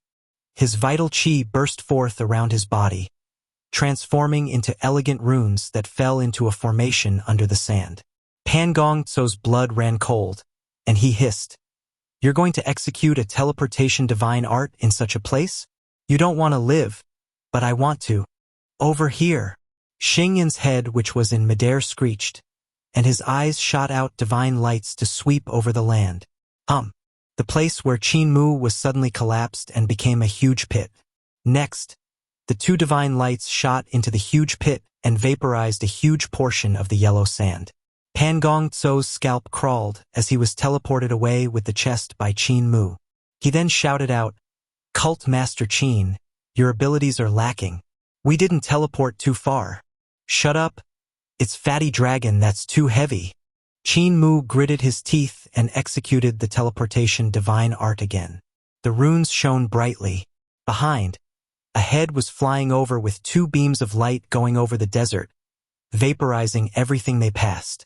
Qin Mu executed his teleportation divine arts until he was out of magic power. He then pointed in a direction and said, Grandmaster, head over there. Pan Gongtso hurriedly took over. He brought out small flags from his Taotai sack which were imprinted with teleportation runes. Once activated, the flags fluttered and covered them. They vanished before the divine lights from Xianxia's eyes could hit them. Pan Gongtso had entered Heavenly Devil Cult in one life and had almost become the Heavenly Devil Cult Master. So he was no stranger to the teleportation divine art of Heavenly Devil Cult. He teleported them over and over again, and his magic power was also exhausted rapidly. Cold sweat broke out on his forehead. Cult Master Qin, I'll be out of magic power soon. Are we there yet? He executed the last of his magic power and moved them once more. When the teleportation formation markings dispersed, light shone brightly in everyone's eyes as they appeared in a city. The walls were stunning, decorated with lanterns and colored banners. The two of them raised their heads to look and couldn't help becoming flabbergasted. On top of the high buildings and towers of the city in darkness, there stood gods that were 300 yards tall. They either had 4 heads and 8 arms, or 3 heads and 6 arms. There was also those with bird heads and those with beast heads. Some of the gods looked like black tortoise, vermilion bird, white tiger, or green dragon. They gave off intense divine light that forced back the darkness. The city was incomparably bustling with people coming to and fro. They looked as though they had suddenly appeared, squeezing past Qin Mu and the big chest while full of smiles. That's not right. This isn't right. This place was clearly a desert, so why is there a city? If there are really that many people here, why would no one have buried the skeletons of those gods? And why are there so many gods here? Qin Mu had a splitting headache, so he suddenly grabbed the hand of a girl passing by him. That girl saw that he didn't look too bad and burst out laughing. Lecher, what are you grabbing my hand for? Good sister, what year is this? Qin Mu asked with a pale face. The girl smiled and said, You sure have a way of flirting. The year now is without a doubt High Emperor year 24,000. Today is none other than the 26,000th birthday of High Emperor. Tales of Herding Gods. Chapter 487 When We Enter History. The 26,000th birthday of High Emperor? Qin Mu was stunned. The year in which he was born was 20,000 years after the fall of founding emperor era, which had lasted for some 10 to 20,000 years itself. Didn't it then mean that they were 30–40,000 years back in time? One teleportation from Pangong-tso had sent them that many years back? Under the chest, Pangong-tso was also at a loss. An indescribably weird feeling took shape in his heart. He had merely executed his teleportation flags with the last of his magic power before it ran out. So how could he have teleported himself 30–40,000 years back? It had to be a dream. He was about to pinch himself when a sharp pain came from the place where his legs had been cut off, and he couldn't help crying out in pain. Qin Mu pulled out the long sword that he had stabbed into his broken leg and muttered, "It's painful. So this isn't a dream. Could we be experiencing another echo of history? We are currently in another of those things." The girl in front of him had seen him stab the youth with the broken legs under the chest and was angered. How could you bully a handicapped person? What's the point of having good looks if you're like that? Cruel guy." Once she said that, she turned to leave. "Good sister, wait a minute," Qin Mu said in a hurry to stop her. When the girl heard him, she couldn't bear to reject him. She stopped and turned around to see him coming close and raising his hand to cup her face. The girl blushed and squirmed under his touch. "What are you doing? We just met for the first time, so how can we be so intimate? And you are very weird. You have a weird chest and a huge pig, and you bully even a handicapped person. My father and my brother won't like you. My father is very powerful, and my brother is also very powerful, so they will beat you to death. Don't be like this." Qin Mu was dumbstruck. His mind was blown as though the lightning from heaven had struck his head. "It's real. You are a living person, one of flesh and blood. This isn't an echo of history. We have really returned to the past, back to High Emperor era. Is time travel really possible?" The girl was puzzled by his words and asked, "What are you saying? What's an echo of history? What past? What's time tra?" Before she could voice all the questions she had, a young couple nestled against each other walked over. The young man of the pair cried out in astonishment, "Chewer, this is?" The young girl blushed and said in a low voice, "Brother, I think I have someone I like." Pangong-tso crawled out from under the chest, planning to bewitch the dragon Qilin into licking the wound on his broken leg, when he was struck by a thunderbolt from the girl's worst. He spat on the ground. Liking him just like this? So what if he's attractive? He's impressive looking but useless. Qin Mu was in a daze. When the young man saw it, he couldn't help shaking his head. He whispered to the young girl called Chewer, "This person doesn't look like he has any spirit. There are so many talented youths in the world, so why should you like him?" The girl beside him smiled and said, "Sister, don't listen to your brother. He always likes to introduce those so-called talents and doesn't care about who you like. That reminds me, how long have you known each other?" The young girl lowered her head and said bashfully, "Only just." The woman covered her mouth with her sleeves, speechless. "Just met and you already like him?" The young man laughed from extreme anger and gave Qin Mu a dark look. "The daughter of our by family should be a hero of the current times. Do you think you are worthy of my sister?" He shouted out. His aura burst forth, and it was truly world-shaking. Bright rays of light shone behind him, and the primordial spirit of a human with a dragon's head and a dragon's tail gradually rose from them. It radiated a heart-gripping aura. Pangong-tso opened his mouth wide and looked it in astonishment. "True dragon primordial spirit. That's not right. Shouldn't it be green dragon primordial spirit? He isn't of the four great spirit bodies, how could it be?" he cried out. Qin Mu woke up and also looked at the youth's primordial spirit. His heart trembled as he thought, of course, this world doesn't only have the four great spirit bodies. There are also others. The youth stretched out his hand, which mixed with the dragon's claws and shook, to grab Qin Mu. Lightning was twisting around his hand. "Come." Let me test your abilities. As his claws moved, the texture of his corporeal body transformed as all kinds of rune markings appearing on it. In a single strike, 100 types of divine art transformations were actually hidden between the moving fingers. His attack belonged to the extremely top-notch corporeal body divine arts. Qin Mu retreated in a hurry and avoided the strike. The youth gently touched his 5 fingers together, and the space next to Qin Mu exploded with claps of thunder, blowing him high up into the sky. The youth leaped up and sprinted straight at Qin Mu. Pan Gongzhou raised his head to look upwards in astonishment. This person with the surname Bai is from the dragon race. Otherwise, he couldn't have cultivated the corporeal body divine arts of the dragons to such an exquisite level. He isn't old yet, he has already cultivated to celestial being realm. Were all the people of High Emperor era so powerful? Pan Gongzhou was, after all, an old monster that had lived for 10,000 years. He had roamed overseas and met experts of the dragons. He knew how strong they were, and that for a person to cultivate to celestial being realm at such a young age was truly rare. The girl Chuer panicked and said in a hurry, "Brother, stop hurting him." Beside her, the woman stopped her and said with a smile, "Your brother is doing this for your own good, to see if this youth is worthy for you. Once your brother approves of him, your father won't stop you guys. Think, if your father was the one making the move, your little lover here would end up with countless broken bones." Bai Chuer came to that realization and smiled. Sister-in-law is still the clever one. However, she had a worried look. Brother is so powerful. What if he hurts him? The woman smiled and said, "Don't worry. Your brother has strong cultivation and knows how to act appropriately. He'll use the same cultivation level as your little lover, so he won't hurt him."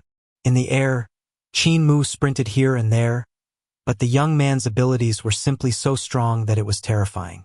With the trembling of his fingers and palm, the corporeal body divine art that burst forth was way stronger than spell divine arts. The range of his attacks was up to 300 yards, and they were also extremely fast, quickly forcing him to open all his divine treasures. Bang, bang, bang. 3 consecutive explosions rang out in his body, and the young man revealed a disappointed expression as he shook his head. 6th Direction Realm? Your cultivation is too weak. Fine. I'll fight with you on 6th Direction Realm, and see how's your aptitude and comprehension. He sealed his celestial being divine's treasure and his 7 stars divine treasure. The primordial spirit behind him instantly vanished, but even so, his battle power was astonishing. The transformations between his fingers and palm were unpredictable as he attacked Qin Mu. Pan Gongzhou watched it unfold with astonishment. This young man of Bai family has extremely great talent, and his corporeal body divine art is above mine. When fighting on the same realm, I wouldn't be able to win. However, isn't that rascal Qin on 7 stars realm? As he thought that, a world-shaking explosion rang out in midair, and the young man with the surname Bai was blown away by Qin Mu like a shooting star. A stream of light streaked across the sky above the majestic city. The 2 girls below were stunned. However, Pan Gongzhou looked as if he found it natural and thought resentfully, "Qin brat, that rascal is on 7 stars realm, and I'm also on 7 stars realm. If I took a punch from him head-on, even my bones would break. Yet you genius faced it with 6 Directions realm? See how tragic you are now." The young man came back at an even faster speed and shouted angrily, 6 Directions realm can't have such strong magic power and corporeal body. You are definitely on 7 stars realm, so I'll fight you on 7 stars realm. Boom! The young man was sent flying once more, and a god that was standing upright on a building stretched out his hand to catch him. With a smile, he said, "Young city lord Qingfu was blown back again. Have you met your match?" The young man by Qingfu laughed from anger as he flew away from the palm and rushed toward Qin Mu. "So what if your magic power is vigorous? See my divine arts." He sprinted all the way back, and his fist skill transformed unpredictably as he attacked Qin Mu with a sky full of dragon claws. Gale and thunder came pouncing on Qin Mu's face, and his clothes fluttered. There was a sense of something fierce about to pounce on him. He immediately threw aside his distracting thoughts and executed Overlord Body 3 elixir technique. His eyes lit up, and he couldn't help becoming excited. How are the paths, skills, and divine arts of High Emperor era compared to the later generations? Let's see the result once and for all. Tempest of the 9 dragons. The two of them clashed, and ripples instantly spread out. The dragon-shaped streams of air flowed in all directions at great speed. Aang! Suddenly, dragon-shaped energy burst forth in all directions, and 10,000 dragons roared. The dragon energy scattered around in the air and fought one another. The two stepped on the dragons and passed by the majestic gods in the city. Those gods watched while smiling at their fight, exclaiming endlessly in admiration. In the city below, countless passers-by stopped to raise their heads to see what was happening. There were also quite a number of people who flew into the sky to get a better look. A god smiled and said, "The rest of you go down. Don't disturb them. Let me light them up and let you guys see more clearly." Once he said that, his eyes shone, and 2 thick pillars of light shone onto Qin Mu and Bai Qingfu. Suddenly, another god walked over. His features were might, and his eyes were those of a dragon, mighty and extraordinary. City Lord Bai. Most of the gods greeted. That god waved his hand and looked at Qin Mu. This youth is very remarkable, though his methods are from Buddhism. However, how is his magic power that vigorous? His technique also has the aura of my dragon race. Weird, truly weird, he said with astonishment. Bai Qingfu fought for a long period of time, but couldn't gain any advantage. Cross swords with spirit weapons, he then shouted out. Dragon-shaped vital chi flew out with a dragon bead swirling inside it. Countless sharp swords instantly flew out of the dragon bead and attacked Qin Mu like dragons. The youth had held a portion of his magic power back as his intention was to see the paths, skills, and divine arts of High Emperor era. Because of that, he hadn't used his full strength. However, Bai Qingfu's dragon swords were abnormally sharp, so he had no choice but to execute his full power. Even though his sword skills are exquisite, there are only 14 basic sword skills. He hasn't jumped out of the marvel of the 14 basic sword skills. Qin Mu took a glance and saw the real situation of Bai Qingfu. He smacked his Taotai sack and his sword pellet flew out. He caught it, and 8,000 swords flowed out from the gap between his fingers like flowing sand. In midair, sword skills clashed, and Bai Qingfu grunted. He suffered over 100 sword wounds and fell from the sky. Qin Mu straightened a finger, and countless flying swords flew back, gathering together in the air above his finger. They then transformed back into a spinning sword pellet. Superb sword skill. Cheers erupted from the surroundings, and Qin Mu looked around to see 100 gods gathered around. Their majestic figures flickered against the contrast of the night sky. Astonished, Qin Mu greeted his surroundings. A loud laugh rang out as a middle-aged man took wide steps in the air, as though he was walking on flat ground. He came right to Qin Mu, who was forced to raise his head to look up at him. Truly a young talent. The middle-aged man laughed loudly. Whose disciple are you? Your abilities are truly impressive, and you seem to be cultivating the abilities of my dragon race. Qin Mu's thoughts ran through many options before he hurriedly said, I'm Qin Mu and I came to this place by accident. I have received a dragon's nest with some writings of the dragon race, so I have cultivated techniques of the dragon race. Bai Qingfu flew over and praised him sincerely. Truly superb abilities. You could stand out as brilliant even in the celestial heavens. Old brother Qin, this is my father, Bai Yuding, the city lord of this 100 Prosperities city. Qin Mu immediately greeted him. Suddenly, the sound of battle drums came from the darkness outside. Bai Yuding's expression became grim, and he said solemnly, It's from Fomalhaut. The extraterritorial devils are invading again. Leave 4 men to guard the 4 gates while the rest follow me to face the enemy. He led all the gods into the distance. Qin Mu was slightly stunned. Fomalhaut? Wasn't that god's skeleton that I awakened the high official of Fomalhaut? He looked in the direction where Bai Yuding and the rest had left and saw countless bright lanterns coming from the darkness, forming a silver line. It was Fomalhaut, a divine city in the sky. Ever since the sky turned dark, evil devils frequently invade. But there's no need to bother, Bai Qingfu said. Old brother Qin's sword skills are even superior to my fist skills. I wonder if you can teach me? Qin Mu smiled at him. I have some dragon writings that I don't understand and would like Brother Bai to teach me as well. When they landed on the ground, Pangong Tso's expression changed slightly when he heard what they were saying. He immediately shook his head at Qin Mu and transmitted his voice to him anxiously. Be careful of changing history or we might not be able to get back. Tales of Hurting Gods. Chapter 488, When We Become History. Qin Mu brought the chest after Bai Qingfu, Bai Chuer, and the rest to the Manor of 100 Prosperity City. On the way, he kept thinking about Pangong Tso's words, and his heart was uneasy. Even though Pangong Tso was his arch-nemesis, he was an old monster that had lived for 10,000 years. His knowledge was vast, and his words made a certain sense. The era that they were in now had ended at least 30,000 years ago. High Emperor era was already on the verge of collapse, so it was a hopeless situation. They had come to this place on Xing En's chest for some reason, but if they did something that changed the history, wouldn't the whole history be rewritten? If history was rewritten, would founding Emperor era have existed? Would eternal peace still be around? The most crucial point was, would they still be around? Any change to a single strand of hair could result in a world-turning change to the later generations. Brother Qin, Brother Pan, don't worry.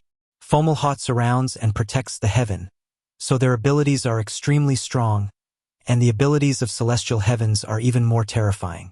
With High Emperor personally overseeing the fight, there will be no problems. Bai Qingfu invited them to take their seats, and the lanterns were lit up. Dragon beads hung in the sky and lighted the whole place as if it was the day. Bai Qingfu saw that Qin Mu's expression wasn't too good and guessed that he was worried about the safety of the front lines. He thus consoled him. Fomalhaut has fought against them numerous times, so they won't let the enemy pass them. Even though the extraterritorial devils belong to a really strong power, our 100 Prosperity City isn't to be trifled with. Fomalhaut is very strong, one of the 4 great troops of the celestial heavens. Qin Mu recalled the skeletons of Fomalhaut's gods in the Golden Desert and grew even more uneasy. Those gods of Fomalhaut had died in battle while protecting their homeland. Who knew if that battle was the current one? Maybe we are already part of history, so no matter what we do, things that happen will happen. Qin Mu suddenly had a thought. Maybe I'm currently situated in the strangeness of great ruins. I once experienced the echo of history, so could all this be the echo of time and space? Grandmaster's teleportation divine art couldn't be so powerful as to send us tens of thousands of years ago. Maybe this is merely the echo of time and space due to the strangeness of great ruins. The time and space reflected into the future onto our bodies. After daybreak, everything will vanish, and no matter what we do, the history will run its course. After deciding that, he calmed down, the boulder off his shoulders having been lifted. He chatted happily with the brother and sister, exchanging pointers on sword skills with them. The siblings were ineffably astonished. Bai Qingfu cried out, after the 14 basic sword skills, there are 4 more basic sword skills? Who founded them? Who has such talent and passion? Qin Mu muttered irresolutely for a moment before telling the truth. The one that founded 15th sword form, 16th sword form, and 17th sword form was a saint that appears once every 500 years. His talent and passion are so great that even I admire him endlessly. A saint that appears once every 500 years? Bai Chuer was bewildered and asked, Brother Mu, is there perhaps a story behind saints that appears once every 500 years? Qin Mu also didn't know much about it. I've heard that every 500 years in this world, there will be a genius overflowing with innate talent.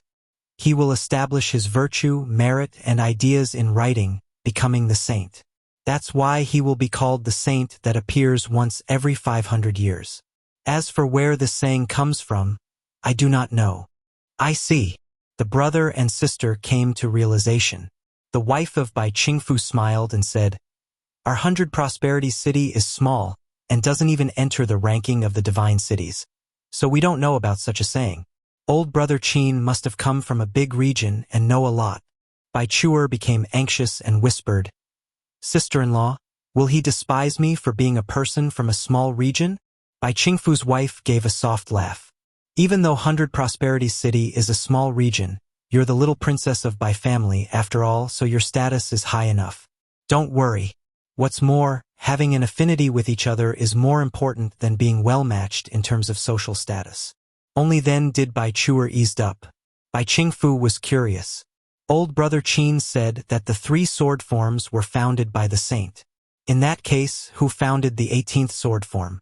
Qin Mu blushed and said, "The 18th sword form was founded by me accidentally." Everyone's heart trembled violently, and even Pan Gong Tso's ashen face filled with astonishment. His heart was full of jealousy and admiration. Qin Brat is truly powerful, to actually found a basic sword form and change the path and skill of heaven and earth. We're screwed, we're screwed. This reckless brat is imparting the sword skills of the later generation to the predecessors and changing history. We are all going to vanish. Qin Mu and the rest talked with cheeriness and wit. Later, he took out the true dragon's nest and invited Bai Qingfu and Bai Chuer inside, where he asked them to help him decode the writings. Even though he had decoded quite a number of them, there were still numerous dragon writings that he couldn't figure out. Bai Qingfu and Bai Chuer were of the dragon race. When Bai Qingfu had exchanged blows with him, he had used the divine arts of a true dragon, making it clear that his bloodline was extremely high. This is a dragon vein of a true dragon lord? The brother and sister entered the true dragon's nest and were extremely astonished. Bai Qingfu said, "What a pity that this true dragon lord has been refined into a treasure by someone. Otherwise, it could have become a true dragon king by absorbing the power of the other dragon veins. Being refined into a pendant is truly a pity." Bai Chuer also said it was a pity. The dragon ancestor of the celestial heavens was born from the dragon vein of a true dragon lord. His abilities are extremely powerful and he is one of the big shots in the celestial heavens. The power of his abilities is rare in this world, and even High Emperor must be somewhat respectful to him. It wasn't a treasure that Qin Mu could refine, so Bai Qingfu and Bai Chuer didn't think too much about it. The brother and sister helped him clear up the writings of the dragon vein, and Bai Qingfu was ineffably excited from their work. "Old brother Qin, we can be said to have benefited from you. When you look at it, our Bai family has taken a huge advantage of you. We learned your sword skills and even learned the dragon writings from the true dragon's nest of the true dragon lord. To you, the dragon language won't make you improve by much, but our gains are extraordinary." What he said was the truth. Qin Mu wasn't of the dragon race, so couldn't cultivate the technique of the true dragon lord as fast and as well as them. When Qin Mu invited them into the true dragon's nest to decode the dragon writings, they gained benefits that even surpassed those gained by Qin Mu. Bai Chuer was also full of excitement as she thought to herself happily, "If he takes the dragon language of the true dragon's nest as a betrothal gift, my father will definitely be overjoyed and promise me to him. I just wonder if he's already married. However, that's fine as well." Bai Qingfu and Bai Chuer decoded the dragon language in the dragon's nest little by little and taught it to Qin Mu. However, there were still some writings they couldn't understand. If only father was her. His bloodline is even higher, so he definitely could decode all of these dragon writings. Bai Chuer's gaze flickered as she smiled sweetly. "Brother Mu, stay in 100 Prosperity City for a few more days until my father returns." Qin Mu nodded. He was already very satisfied with his gains. The siblings had decoded numerous marvels of the dragon writings, to the point that only 10% were left unsolved. The technique of the true dragon lord took a huge step forward and became even stronger. Bai Qingfu tried executing the true dragon technique, and he felt his cultivation improving rapidly. His foundation was also becoming more and more solid, patching what he was lacking before. This made him exclaim in joy, "Old brother Qin, if I had cultivated the technique in the true dragon's nest, you might not be able to defeat me on the same realm." As the 3 of them walked out of the true dragon's nest, Qin Mu put it back into the Taotai sack. He smiled and shook his head. "Even if brother cultivated the technique of true dragon lord, you might not be able to defeat me. I'm the overlord body. I rarely have a match on the same realm. Bai Chuer stared with her eyes wide open, and Bai Qingfu's face was also blank. Overlord body? Old brother Qin, what's overlord body? Bai Qingfu sought knowledge humbly.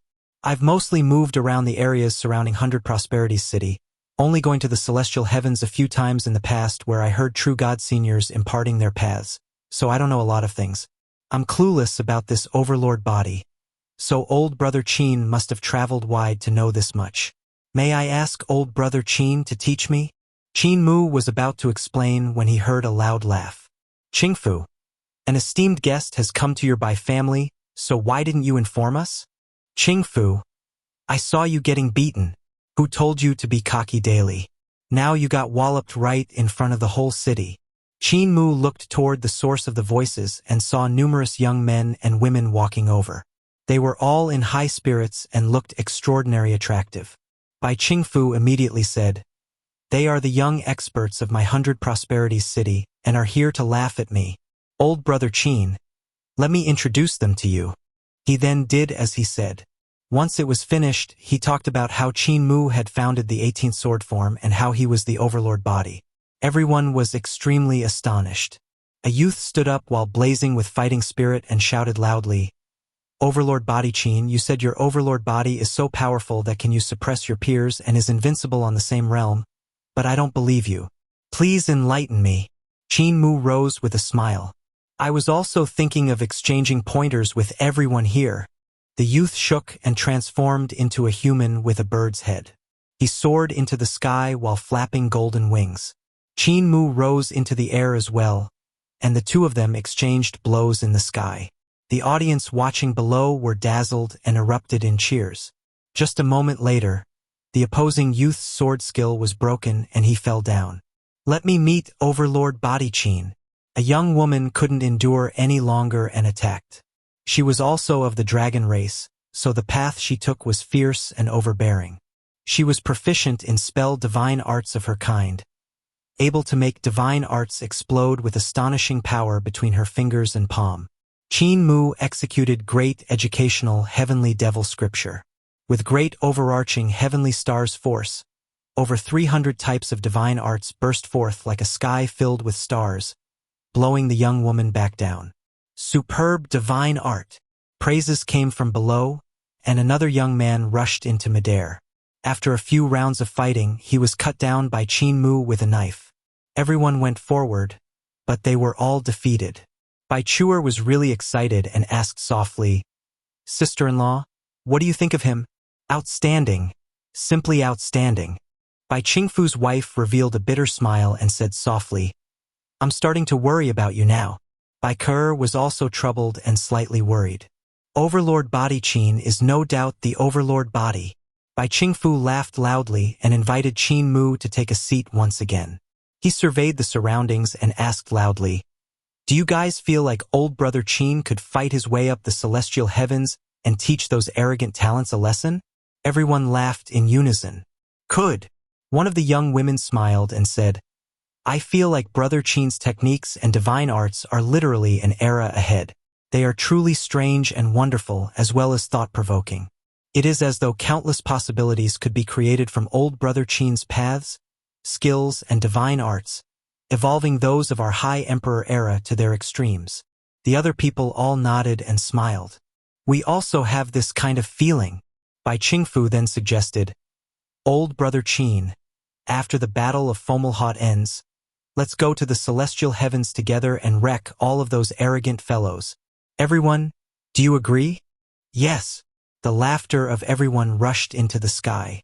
Qin Mu also laughed loudly and exchanged pointers on paths, skills, and divine arts. He had no thoughts that he might change history. In the corner of a banquet, Pan Gongzou's face was completely ashen.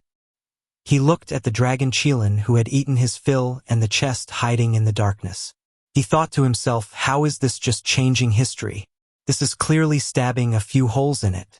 We are screwed, so screwed. We can't go back anymore. We might even disappear right away. He felt extreme fear. Even the 18th sword form was taught to them by this scoundrel. The sky and the earth are turning upside down. Goddamn Qin brat, I'm going to be sabotaged to death by you." In the banquet, everyone was talking and laughing, even becoming dead drunk, stumbling left and right. Bai Chuer collected her courage and pulled Qin Mu to dance. His face was red, and he couldn't break free of her hold, so he could only dance with her, making everyone laugh loudly. At that moment, booming sounds came from afar as though the heaven was falling.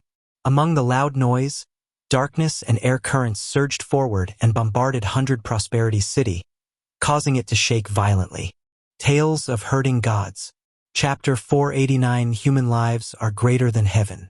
Everyone at the banquet was confused by the events. The impact from something was so fierce that buildings collapsed and even the roof of the palace behind them was lifted off and sent flying. What flew away with the roof was also the entire banquet. Plates, bowls, wine, and jade tables. Everything swept into midair by the terrifying air current. Whoosh! A huge tree broke off at the waist and flew into the sky while spinning. A few people outside the manor were swept off their feet by the gale and flailed their limbs. They hugged the tree, and in the next moment, they vanished after being flung away by another even more terrifying pulse of energy. The cultivation of Qin Mu and the rest was not simple, so they could stabilize themselves. Bai Qingfu raised his hand, and dragon beads rose into the air. He shouted fiercely, "Fix!" In the sky above Bai Manor, the items and people that were swept up got fixed in place. However, the houses and trees outside the manor were also uprooted and flying all over the place, so Bai Qingfu was unable to endure the pressure. His face flushed and he stomped his feet, and true dragon primordial spirit appeared behind him, which made the dragon beads shine brighter. However, he still couldn't handle the pressure. Qingfu, a woman carrying child, led numerous experts of Bai Manor over. Each of them executed a dragon bead, and Bai Qingfu instantly felt the pressure on him lessen. "Mother, uncles, aunts, and even great-uncle, why are you all here?" he asked in a hurry. "I've received news that Fomalhaut has been broken through," the woman said. "The vanguard of the extraterritorial devils attacked, and 100 Prosperity City cannot be guarded any longer. So quickly retreat out of the city and go to the celestial heavens. We, the older generation, will hold them off here. Follow the people in the city, and we will hurry over right after." The other young men and young women were stunned. "Fomalhaut has been broken through? What should we do? Let us quickly return to our manors and inform our lords."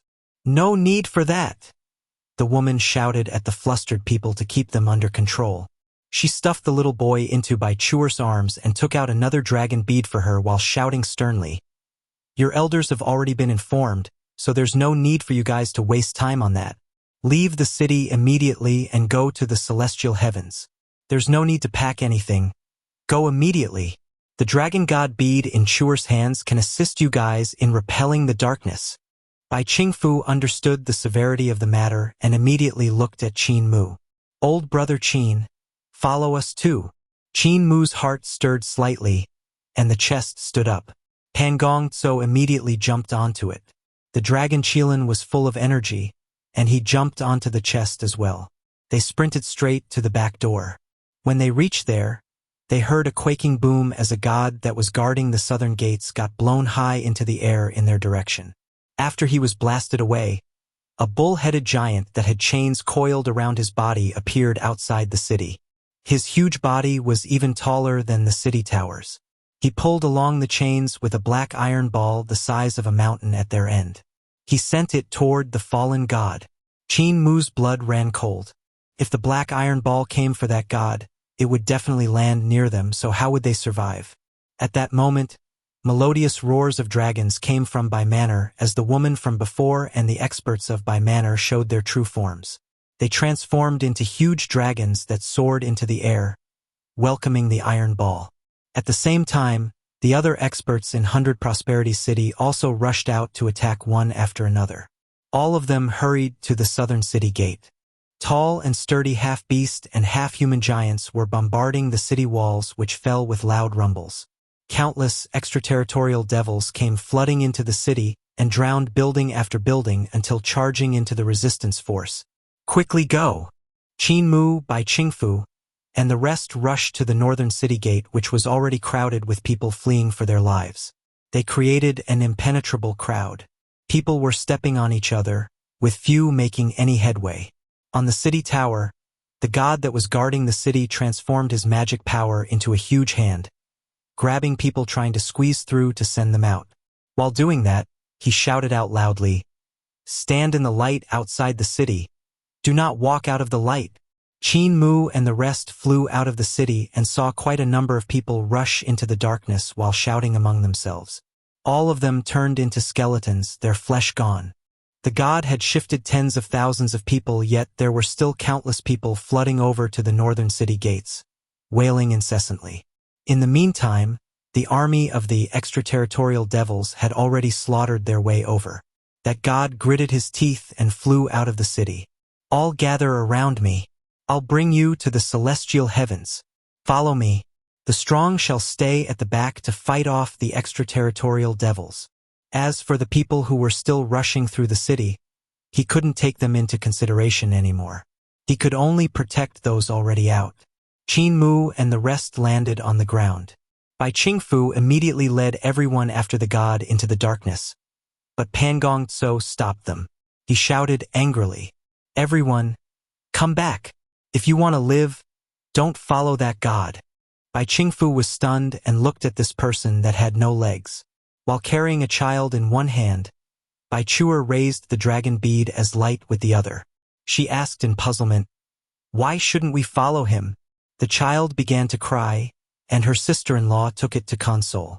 It was Bai Qingfu's son, and he had still yet to wean. Qin Mu's expression was solemn. That god is protecting tens of thousands of people, so he has a big target written on his back and will definitely be attacked. Everyone, this guy is right. Grandmaster is the most outstanding person I know in terms of escaping for his life. His escaping abilities are unmatched in this world.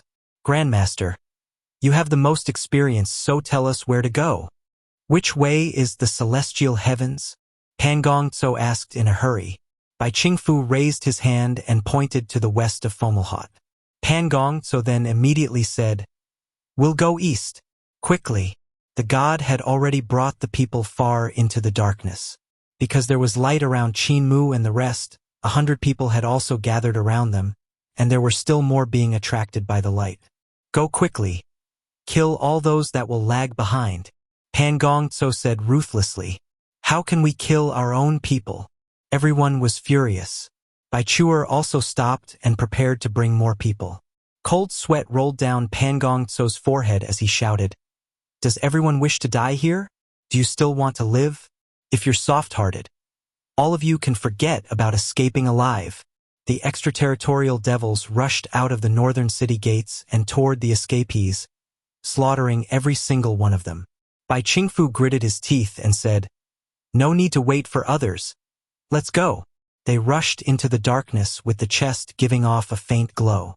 This should have astonished the others, but no one had the time to inquire about it.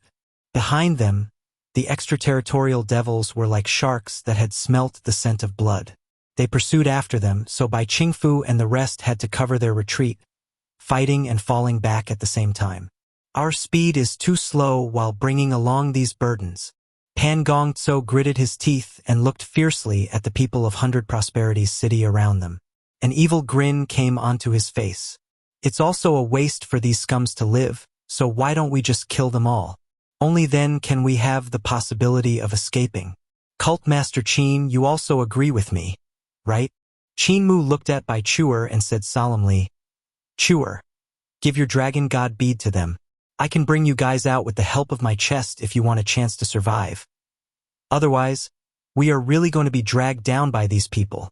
Bai Chuer shook her head. "How can I abandon everyone just for my own life? We don't have such people in by family. Brother Mu, High Emperor Celestial Heavens, was founded for the people, for the gods to be useful to the people. High Emperor has declared that human lives are greater than heaven." Even though her voice was soft, it could rouse even the apathetic. "If we can't protect the people, what are gods for?" High Emperor said that in front of human lives, all gods have to step aside. Qin Mu's heart trembled violently. Human lives are greater than heaven? Pan Gongzhou laughed angrily. Every man for himself, or heaven and earth will combine to destroy you. Human lives are greater than heaven. In my eyes, if High Emperor was faced with such a situation, he would also escape for his life first. Bai Chuer shook her head. High Emperor definitely wouldn't do that. More extraterritorial devils came from behind, and Qin Mu also moved to the back of the group to deal with those devils while covering the group's retreat east. At that moment, he finally saw those extraterritorial devils clearly, but they were humans just like them. They weren't different in any way, and he couldn't help feeling bewildered. They are humans as well? Both parties didn't hesitate at all, using their strongest fatal moves the moment they met. They fought each other in a desperate struggle. Qin Mu's vital qi burst forth, and he executed his sword pellet to attack the extraterritorial devils. Flying swords flew out and changed unpredictably into all kinds of sword forms, killing the enemies one by one. "Kill these rebels!" One of the extraterritorial devils shouted out loudly. "Accomplish our goals and return back to the celestial heavens as soon as possible." The battle was bloody. Bai Qingfu and the rest killed non-stop, but there were more and more extraterritorial devils flooding over. Everyone gained injuries. Suddenly, someone was pushed into the darkness and got swallowed by the monsters there, turning into a white skeleton. Qin Mu felt a pang of sorrow at that moment. That person was the girl with which he had exchanged blows in by manner. They fought and retreated at the same time. When the final extraterritorial devil was slain, the surroundings became quiet. Only the whispers of the monsters in the darkness remained. Qin Mu treated everyone, and Bai Qingfu grinned. "Old brother Qin also knows about the art of healing? You're truly talented." His left arm had been cut off, yet he still could smile. This was really admirable. "There's no need to treat me," a youth who had challenged Qin Mu said. There was a huge hole in his chest. His breath was weak as he raised his head to smile. "I'm unsavable. I can feel my soul shattering. I was greedy and wanted to kill my opponent, but only received a strike from him. Don't bring my corpse along, just leave it here. I don't want to become a burden to you guys." Qin Mu looked him over, but before he could finish his examination, that youth had already taken his last breath. Qin Mu was stunned. He rose to treat other people. The group continued forward through the extremely long night. The sounds of fighting came from the darkness around them, which meant that other groups who had escaped were being attacked. They also faced the pursuers, chasing after them in the darkness like wolves and sometimes catching up. There were fewer and fewer people around them, giving Pan Gongzhou no choice but to fight alongside everyone. Even the dragon Qilin had joined the battle. Qin Mu bandaged Bai Qingfu's severed arm, while the youth cradled his son with his right hand, coaxing him to sleep. He handed his son to his wife and said softly, "There's a relay station right with a worshipping god who will protect you guys. Old brother Qin, can you lend me this chest?" Fierce shouting came from behind them, which belonged to yet another group of pursuers that were almost upon them.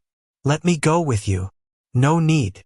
Bai Qingfu grinned, then his expression softened. "You are only on Six Directions realm and I'm on Celestial Being realm. I can return, but you can't. Just stay here and wait for me. Take good care of my son." He turned and left with the chest. Qin Mu turned around to advance with the group. Bai Chuer and her sister-in-law watched as Bai Qingfu vanished into the darkness with the chest. Not long later, the chest caught back up to them, its exterior covered in bloodstains. The wife of Bai Qingfu coaxed the child that had woken up back to sleep. "Old brother Qin, not many of those who can fight are left." Bai Qingfu's wife handed the child to Bai Chuer and smoothed out her hair that was hanging down. She smiled. "People are still required to block the pursuers, so lend me your chest. I might not be able to return it to you though. Brother Bai's wife, let us follow you." A few of the young men and young women with missing arms and legs stood up. Qin Mu nodded and lent the chest to them. Bai Chuer opened her mouth, but she didn't say anything. The group continued to head forward. Not long later, the chest caught up to them once more, and fierce shouting came from the back again. Qin Mu smiled and got onto the chest. "Fatty dragon, come, it's our turn. Grandmaster, go with them." You motherf asterisk cur. Pan Gongzhou propped himself up before walking to the chest while cursing. I came here with you, so if you die, how am I supposed to get back? I have never done any good deed before, so treat it as an exception this time. You motherf asterisk cur. No? Bai Chuer looked at them and burst into tears. Tales of Hurting Gods. Chapter 490, Fighting in a Dark Chest. Bai Chuer raised the dragon god beat up high while carrying Bai Qingfu's child and turned around to bring the crowd into the darkness. Dragon god bead gave off tranquil light that repelled the darkness. They had to hurry to the relay station in front and seek the protection from the god there. Beside the chest, the dragon Qilin let out low growls to invigorate himself. Qin Mu threw the huge cauldron back to Pan Gongzhou. When the latter saw one of the legs missing, he shook his head and said, "The cauldron is spoiled. Its power is weakened, so it probably can't protect us. Luckily, I still have other treasures." He stuffed the huge cauldron back into his taotai sack and took out a huge calabash. He tried its straps around himself with a chuckle. "Cult Master Qin, this is the spirit weapon of my first lifetime. It's called Bloodshed Calabash, and it's the treasure that brought me to fame. It's been a very long time since I've used it. I had always thought to break through and merge what I had learned over the 10,000 years together to refine my Bloodshed Calabash. However, I could never merge so many techniques together." He carried the calabash on his back since it was about 3 feet tall. However, he had no legs, so the whole image was a little weird. "Grandmaster, I never expected you to also be someone of ambition." Qin Mu took out a knife sheath from his taotai sack and secured it on his back. He then took out 2 pig slaughtering knives and put them inside. "What a pity you changed after seeing yourself unable to become a god and walked down the wrong road." Pan Gongzhou looked at his taotai sack and sneered. "Do you think that you wouldn't change? That's my taotai sack. I picked it up from Roland's Golden Palace." Qin Mu took out a huge iron hammer and swung it gently. The huge iron hammer hummed, and its head continuously broke up to expand outward. It did so until it was 8 feet long, with the handle as the center of the circle. When Qin Mu stopped using his magic power, the huge iron hammer shrunk back to its original size. Qin Mu slotted the hammer into a leather buckle on the knife pouch, securing it there. He then took out a bamboo cane and swung it gently as well, creating a series of afterimages. He secured it on his back as well. Pan Gongzhou was startled. He then saw him take out brush, ink, and papers, which he stuffed into his sleeves, and even secure a few scrolls to the knife pouch as well. Pan Gongzhou couldn't help bursting into laughter. "Great Cult Master Qin, are you going to perform a play? Your back cannot even be seen." Qin Mu took out his poison pouch and sword pellet. It broke up into 8,000 swords, and he took out bottles of various sizes from the pouch. He applied poison to the swords one by one while saying, "There's no harm in preparing. When I first walked out of Great Ruins, this was how I dressed.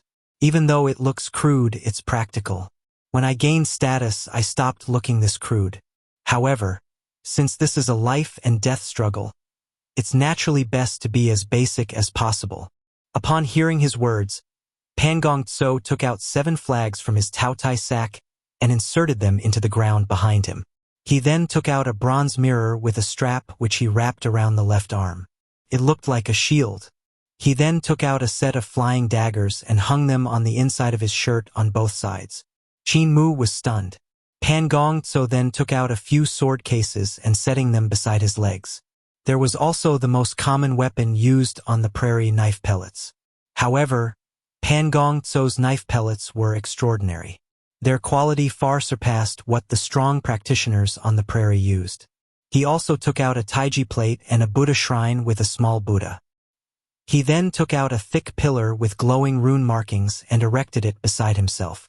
"Grandmaster, your wealth is still truly astonishing," Qin Mu praised. "Imperial Preceptor and I looted your golden palace so many times, yet you still have so many precious treasures." Pan Gongzhou sneered and said, "Once you've lived for 10,000 years, the things you'll accumulate will be even more than what I have. They are here." Eyes awaken. His eyes blazed brightly, and he executed his heavenly eyes of Buddhism. Next, among the Buddha rays, the Tao eyes of Tao sect actually formed and transformed into the symbol of yin and yang. Pan Gongtso looked into the darkness and saw flickering silhouettes. Awaken! Qin Mu gave a low shout and executed 9 Heaven's Eyes awakening skill. Starlight appeared in his pupils, and the sun lit up in the Milky Way. Then layers of formation took shape. Blind had merged his 9 Heaven's Eyes awakening skill with number 1 divine eyes of founding Emperor era, those of God Ziqing, so their power was even great, and the divine arts were even more powerful.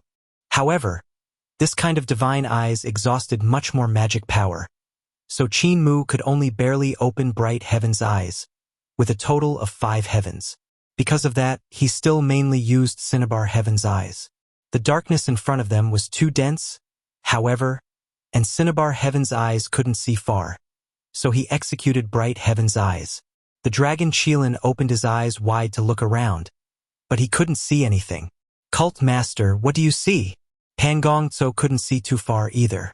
All that was within his vision was a dozen silhouettes walking through the darkness.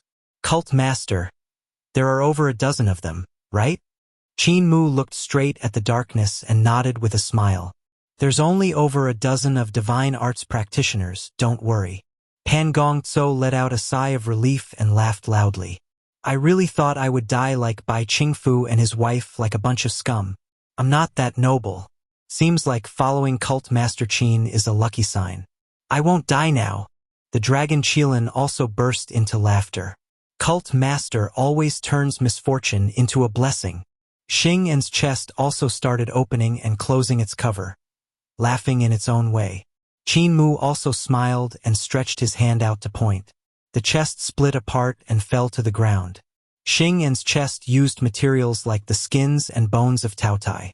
The bones were used as the structure for the chest and the skins were wrapped around them. Now that the chest was spread open, the surroundings with a radius of 300 yards had become a safe space. Standing in it, they had the divine light of the chest protecting them and didn't need to worry about the darkness.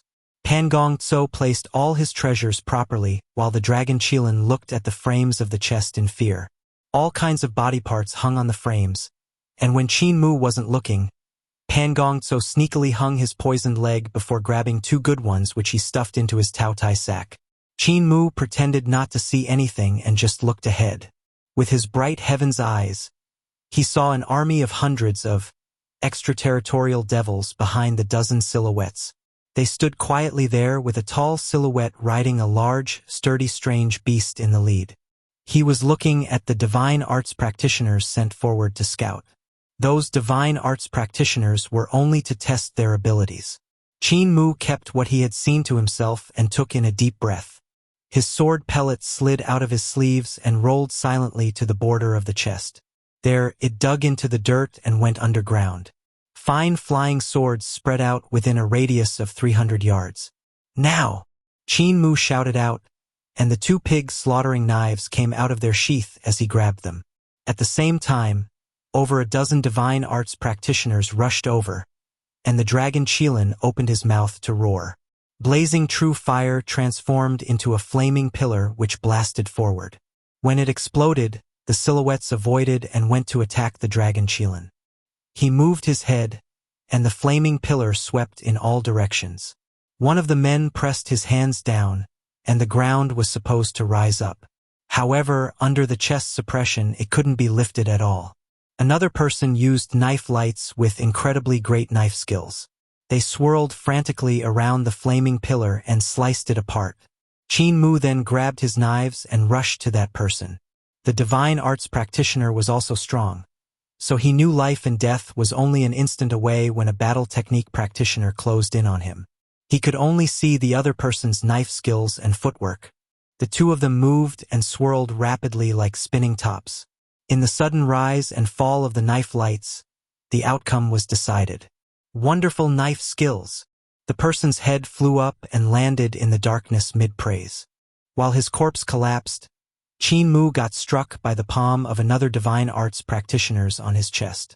However, his body coiled like a flood dragon, and his vital qi transformed into 1-2 to coil around the opponent's arm. 2 knives then slashed at an unbelievable speed, throwing out countless knife lights to cut down the enemy. Truly wonderful knife skills, the person praised as darkness swamped his eyes. He could no longer see Qin Mu's knives. Thump! His head landed on the ground and tumbled 2 rounds. His eyes were still wide open as his consciousness gradually vanished. To be able to die under this kind of knife skills, Pan Gongzuo's knife pellets floated into the air, and he attacked at the same time as Qin Mu. His knife pellets crisscrossed, and countless knife lights moved close to the ground while slashing out. At the same time, whooshing sounds came from his bloodshed calabash as a bloody waterfall soared into the sky, sweeping up a divine arts practitioner that was avoiding his legs, severing knife lights. There were all kinds of bugs in the waterfall which instantly ate him cleanly. Sounds of collision rang out as another divine arts practitioners moved while stepping on the knives and closed in on Pan Gongzuo. With a raise of his hand, divine lightning burst forth. Pan Gongzuo went against the lightning and swept his sleeves up. Countless flying daggers poured out in a torrent, stabbing that person's face until it was full of blades. The dragon Qilin roared angrily and revealed his 120 yards true form, retaliating by smacking his opponents and biting them to death. After a moment, Qin Mu cut down the last enemy and kicked his corpse out. He spat a mouthful of blood and phlegm. The cultivation of those divine arts practitioners had not been that high. They were mostly on 6 directions and 7 stars realm. There was also one expert of celestial being realm that was wrapped by the dragon Qilin. The primordial spirit of that person was strong, and he almost raised the dragon Qilin to throw him into the darkness. Only with Qin Mu and Pan Gongzuo working together with him did they manage to kill him in the 300-yard space. Pan Gongzuo had been hit by a few divine arts and his face was dirty. He might as well not hide it from Qin Mu and attach the 2 divine legs to his body. Qin Mu turned a blind eye to it and said with a laugh, "Grandmaster, do it faster. The opponent won't give us a chance." "The opponent?" Pan Gongzuo laughed. "Didn't we already kill all of them?"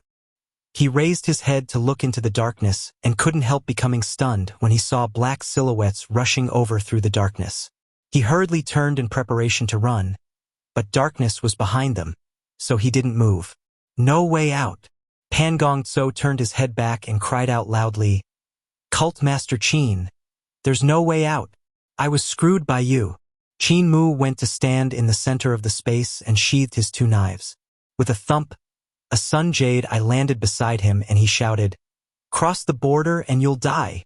Boasting shamelessly, a divine arts practitioner of the extraterritorial devils rushed over, and a sword light suddenly flew out from underground. It passed close to his chest before piercing his head. The divine arts practitioner rushed a dozen more steps before collapsing in front of Qin Mu. He smiled and repeated the same words to the hundreds of extraterritorial devils outside. "Cross the border and you'll die. I'll kill you." A giant wielding a huge shield in his hands leaped up and threw the shield under his feet to block the sword lights that were surging up at him. At the same time, he roared angrily and his body transformed into the form of a tortoise-backed god that had a huge snake coiled around him. He landed in the space within the chest and threw a punch. The flying serpent hissed and coiled around his fist. Zhang, zhang. 2 knife lights crisscrossed horizontally and vertically, and the giant split into 4 pieces. Qin Mu wiped away the blood on the knives and grinned. "Cross the border and you'll die. 2 of you and a pig taking up 300 yards of space, and you want to block my army?" A strange beast walked over. On it, the leader of the extraterritorial devil group took off his mask to look down at Qin Mu. He sneered and said, "Seeing how your cultivation isn't weak and you have the courage, I won't let you die with an intact corpse. All soldiers listen up. Trample over them." The extraterritorial devils came flooding over and drowned out the 300 yards of space. 8,000 swords broke through the air and transformed into the first form of sword picture, sword treading mountains and rivers. They sent everyone in the space of 300 yards into the sword picture. The leader laughed coldly, and his primordial spirit rose into the air. His magic power burst forth and blew away all the flying swords, breaking sword treading mountains and rivers. Pan Gongzuo was pale white as he looked at this existence that could easily break sword picture. His heart was in despair as he muttered, "Even a general of life and death realm is here, so there's no way out. I can't run anymore." "There's a way!" Qin Mu shouted out, and a bright light burst forth, stabbing into the eyes of the general. The instant he put sword picture in place, the light of Sun Jade I penetrated the heart of his brows and came out the other end. The other divine arts practitioners rushed toward Qin Mu and drowned him out. Sun Jade I was blown away by a few divine arts and rolled aside. Hope was renewed in Pangong Tso's heart, and he welcomed the hundreds of people with a fierce face. "Die! Die!" The dragon Qilin roared and his scales erupted, flying out from his body. Bang, bang, bang.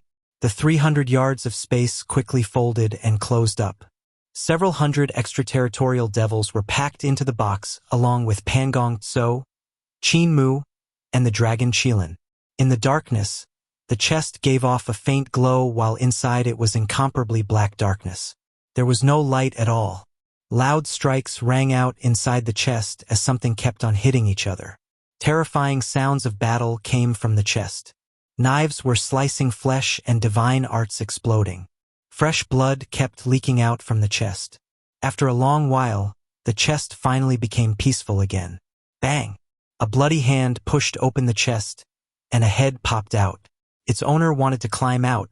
He was stabbed by a bamboo cane the next moment. The bamboo cane pierced out from the heart of his brows before getting pulled back.